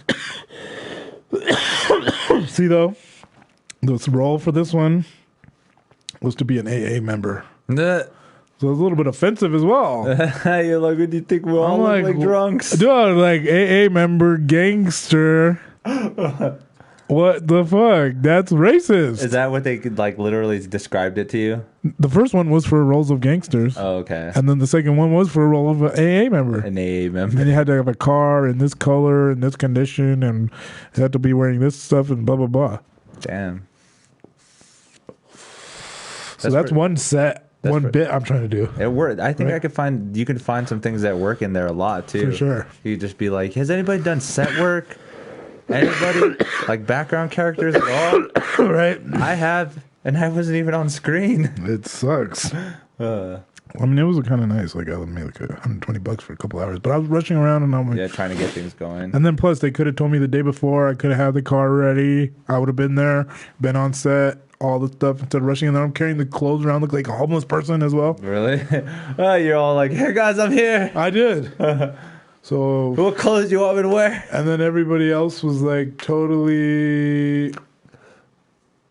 You could definitely feel like the hierarchy because then when I got on the bus, finally after they took me up like half an hour, get on the bus, right? This other lady was on the bus. And then we both get off the bus and there's someone there like catering to her and she gets her own like bedroom in a trailer and shit. stuff. You're just like, what? And I'm like carrying my own clothes like a hobo, and there's nobody even there. She's like, go to the lunchbox to check in, and then I go there, and then they totally cut me from. And you would think too, like some of them would have like some clothes to provide. It's like, hey, this is what we want you to look like, so we got a bunch of clothes here that you can pick from. Well, I brought all mine because they're like, hey, this is what we want. So I'm all right, and I got all this together from 10:30 a.m. in like 15 minutes. You know what I mean? Yeah, trying to rush. Like Trying to you said. rush and everything. So I guess I want to use that as a bit. that's acting, bro. I mean, Right? I know. So I'm not really about that anymore. The I'm just gonna do my own shows and do my own shit and be the one in power, in control. Yeah, I remember that when you were saying that. That makes kind of sense too. Yeah, It's like, for sure, dude. I don't you're- want to be the one at the very bottom of the pole. That sucks, dude. And then there was a second thing I was talking about. Was that the first one or the second one? That was the first one, I think. But going back to saying that about not being the bottom on the pole, we have to remember too is that if we get higher up and stuff, the people that do end up at the bottom of the pole, we have to greet them and bring them in with open arms. Well, bro, when I do my own shows, like I was saying on Tuesdays, In the sense of the way like we're kind of not in that. we're gonna put super young comics right at the beginning just to do 5 minutes. Because sometimes the beginning comics are better than people that are all been doing it a while because they like have fresh. You know what I mean? They're They're just more- telling a story. They're like, I just got divorced. More current. They're more current. Yeah, and they're maybe pissed off about something like the divorce. People being pissed off about divorce or breakup or whatever. Yeah. So Well, that's going to be exciting. I can't wait for that. yeah, bro, we'll live stream it We'll do it. for Bill, If you can feel like 50-year-old Bill. if you can fill if you can get the venue to have good enough Wi-Fi, I can probably get a legit enough setup. 2 camera systems too, fucking Oh yeah, that'd be cool. something cool like Switch that. in between Yeah. them, for sure. So what's up? What's up? What is else on your list? And the people that recently joined, thank you guys for watching. Comedy, the comedy scene. We're talking. Are you gonna go to the show tomorrow? There's a show tonight. There are 2 shows tonight. I'm not going to the one tonight. I have a Let me go to Canteen. friend hitting me up. We're probably gonna try to do another podcast tonight. Oh, you are? Yeah. Bro, you're about the podcast life. How long have we been doing this one? This one's at 2:30 now. Oh my gosh. 2:30, We're bro. powering, bro. Again, thank you guys for tuning in. You guys are awesome. We're just hanging out, talking about comics, talking about life, talking about the world, smoking the good herb. The goodest herb. You know how that goes. The goodest herb. But anyways, well, comedy in itself is fun. I'm glad that I started it. I've always been into it growing up, but I never really did it. And now that I've done it, I feel like, why the fuck didn't I start sooner? That's how I always feel now. It's like, God damn it, I should have just started a little bit sooner. I've been a little bit more into it, or a little bit more experienced now. Yeah. Especially, A lot of it is the experience I'm learning, for sure. but it's fun. It's actually a good learning experience. Yeah, I'm trying to just do as much stage time. So even like with the one at Velvet Underground on the Thanksgiving, even without the microphone, I'm like, all right, I was like, just do it, right? Yeah, Because I've I'm gonna try to extend it as much as I can and do as much as material as I can. I've heard so many comics say too, it's just like, dude, there's been so many times that we just do comedy without a microphone, or I did comedy just to 3 people, or Dude, one thing I think that'd be really cool is a comedy series that's like the weirdest places to do comedy. Period. Oh, like, hey guys, Laundromat. this is a comedy on location. Yeah. And we're here Pop-ups. doing comedy at a laundromat tonight. Laundromat rooftop. Closet. You can with fit like what, 10 people in here at least? With the for sure. At least. With the comic books all over. And albums. Yeah, those are in the middle. That whole middle section is all heavy Bam metal. Margera. Who? Bam Margera sign. Where? Look, this. Oh, the pentagram. He has that tatted. That's The band. Yeah, who? It's a band called Him. Oh yeah. His Eternal what? I don't know. It's called the Heartogram though. Oh yeah, that's it. I had this book. It was supposed to be like the albums of history. So I just cut them all out and made a fucking collage. If you look at it, That's cool. correctly, the beginning one in the corner is actually the very first heavy metal album. And then over here to the end is one of the last ones that has come out. Well, not recently, but Oh, really? that was in that book. You know what I'm saying? Like in the book. Oh, cool. That book's only from fucking what? 95. That's 95 shit. 2006 and shit. Nice. What music are you into? You obviously listen to a lot of shit, right? Nico Machiavelli. Nico Machiavelli. You obviously listen Tupac. to a bunch of shit. Tupac. One of my favorites. Biggie, of course. Big old school rapper. Old school. There's been a lot of new artists that I've been into though. Okay. Kodak Black. Okay. That guy's cool. Kodak. XXX Tentacion. They had a sick collabs and bro, all his music, the way he sings and his variety and the variety of his I'd rather songs. listen to Kanye at that point. Well, old school Kanye, College Dropout was definitely one of my favorite albums of all time. College Dropout, The Registration, Yeah, his early stuff is like really first good. 4 albums ish, Yeah. and then even the ones with like Monster or whatever song that one is. I'm not too sure. Yeah, As obviously you can see, I'm more of a yeah. hard rock and heavy metal fan. Well, I'm not a Kanye fan now because he's gospel. No, he's a cult leader. He's gospel now. He's cult putting out leader. gospel music. He's trying I to like get the new one that's on the radio though. He's trying to get you to convert To what? to something. I don't know what. Scientology. Yes. Scientology. Dude, I think Kanye can actually make his own religion and people would follow it now. That's how big he is. Yeah. Well, he has like a choir, and now he's putting out gospel music. Yeah, I don't know. That's fucking crazy. So I'd rather listen to Satan music, black metal Satan music. black metal, like who? Black Sabbath. No, that's not black metal. That's early baby fucking. Early. That's early metal. Yeah. Well, like there's who some then? there's some bands out there called like Immortals, like these guys up here. Oh, nice. Those guys, those are all about fucking. Oh yeah, that looks pretty satanic. Satan and shit. That looks pretty satanic. A picture of Satan and an upside down and and a pentagram. pretty pentagram right there. And oh man, We're gonna get banned from YouTube for that. no, fuck no. They allow Satanism. Oh. but they don't We, allow. we respect Satanism. We respect Satan and Satanism, but we do not allow porn. That's Can't not see nipples, but Satanism accepted. That's okay in the world of YouTube. Yeah. I guess that's cool though. I mean, there's actually a place where we can say almost anything we want. Like we literally can talk about our feelings, our ideas. I mean, dude, we We have saw to keep it within certain limits. barely. There are like 4chan for other stuff like that. Oh yeah. Even then, That's like crazy. imagine if you hosted your own website with your own video every time. That's free. Like literally anything you say on that website, it's yours. But the hosts a lot of times will like cut you off if it's super crazy. No, how? Yeah. Well, I don't know. How? HostGator and those type will be like, this person's trying to promote Nazism. Okay, you're obviously a coder. You know a lot about website building. and Actually, I stuff. don't know that much either on that part. Okay, so I did know like how to make HTML. Okay, kind of just was it. Yeah. Well, in that sense, I'd be down with learning hacking and sniffing and packet sniffing and all that. I'd be down with that. but not actually creating the website and stuff like that. No. See, because that's what I was saying is like, That's why like Facebook, you kind of make it easy. You just post the picture, you know what I mean? yeah, Makes it easier. You can write it. It's like GeoCities pretty much, but it looks a little better. Oh man, we went back to MySpace where you could edit everything. Remember that? That was better. I think That was cool. better. And it would be like Hot Pink or you know what I mean? Let me put my song that plays Yes, time. yes. I thought that was cool as fuck. You had to really like put effort into it. Yeah, you're like, It had to express, you know what I mean? Yeah. The moment where you were at, it was a big vibe for the whole page. That's crazy to feel how that kind of blew up, you know, MySpace and shit like that. I never had a Social Friendster, media. but I had a MySpace. I never had a Friendster. And then I either. remember Facebook happening, like right when I went to college, right when I graduated high school, Facebook happened, 2005. Okay. And then I knew Facebook would beat MySpace because you could tag people.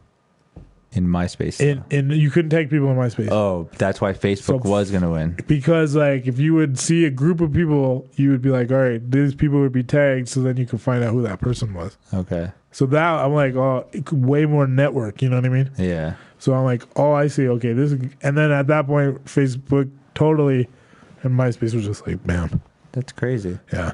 Because one thing Facebook changed now is like, you know how if you make an event and you go see the people that are interested and the people that are going to the group, it used to tell you everybody that was interested and you could actually go to their profile. Yeah. But now it only shows you who's in your friends list. Yeah. So it'll be like 57 people are interested, but it's only you and 3 other people because you're only my friends, but I can't see anybody else anymore. Probably too much spam and everything. I kind of felt that was the case too, because you can have those sense where you're just like, oh, I wonder who's going to go or who's not going or like stuff like that, that you don't even friend on Facebook and shit that you don't want to talk to and shit like that. I thought there was like a way to turn that on and everything, but I've been noticing that on every event, it's just totally like way more privacy involved. So. Yeah, it's like, oh, there's like 56 people going, but I could only see my friends that are going. Oh, none of my friends are going. What the fuck? What the fuck? I don't think I'll know any of these people then. I feel isolated. Nico, I've been here for 2 hours and 40 minutes. I think this is the longest podcast. Good. It's good. You're breaking records. Good. Got to come back. You can come back again? For sure. Are you going to have me back? Yeah, we'll do another podcast, man. What does the audience think of tonight's performance? Tonight's performance, we had a lot of people coming in and out. We put in work today. Bill Haggard was like, U.S. melting pots. U.S. melting pots? You smell like pots, maybe? What does he say? U.S. melting pots? I think because we were talking about our families. At that point, we were like, oh, mine's from Mexico. He's like, U.S. melting pots, I'm going to call the police. What's going on over there? He's like, I have the documentation and the evidence. I know it's happening. I know what's happening in the closet in Albuquerque, but two aliens. 2 illegals. 2 aliens in the Just talking closet. about aliens in a fucking closet, spreading propaganda. Talking about, I know, dude. I actually learned a lot about you today, and it's really entertaining. Right, bro. We got through a lot of my list for sure. Fuck that. Even if we didn't get what's on your list, we can always get it next time. Oh, bro, this is a thing now. Dude, we got it. I like your equipment. This is awesome. Yeah, and Sweet dude, little setup. The beauty of podcasting and talking is like, dude, there's fucking always something to talk about. Oh yeah, Always. I like the Elon Musk stuff, and bro, we're gonna really get into some hobby drama. Yeah, there you go. Right, with the whole comedy scene. You could always talk about that shit too. It's like, what's going on out there? Right. Like, I don't know why the fuck. Well, everybody, we're gonna close it out. Let's see. Follow me on Facebook. Tell them where to find you, Nico. Joaquin Roybal. We're on Facebook. You have an Instagram as well. Nico __ Machiavelli. You can also find me on Twitter at Joaquin Roybal. Or let's see, open mics around Albuquerque, where I'm gonna start doing my own shows as well. So yeah, keep an eye on that. Yeah, we'll try to broadcast that shit. Yep. Do some kind of broadcast. Tuesday night, 6:30 p.m. to 8:30 p.m. I hate you. Yeah. I can't show up. Oh, what time? Because can you do it at? I could only show up after 8. After 8? Yeah. Oh gosh, because I think the Raw and Sauce open mic starts at like 8. Yeah, that's 8. Yeah. Oh, okay. The sign up starts at 8 anyways. Show starts at 9. Well, we'll see. But I see what you're doing. You're trying to get as much open mics out there. Trying Make it happen. to do more, bro. Bro, we just put in 2.5 over here. Almost 245, bro. That will live forever on the cloud. Dude. They're recognizing our face. Yep. People can take our voices now, make voice impressions of exactly what we said. Truck. Oh, gosh. Kill. 5. Thank you guys for watching. Thank you. Peace. Have a good one.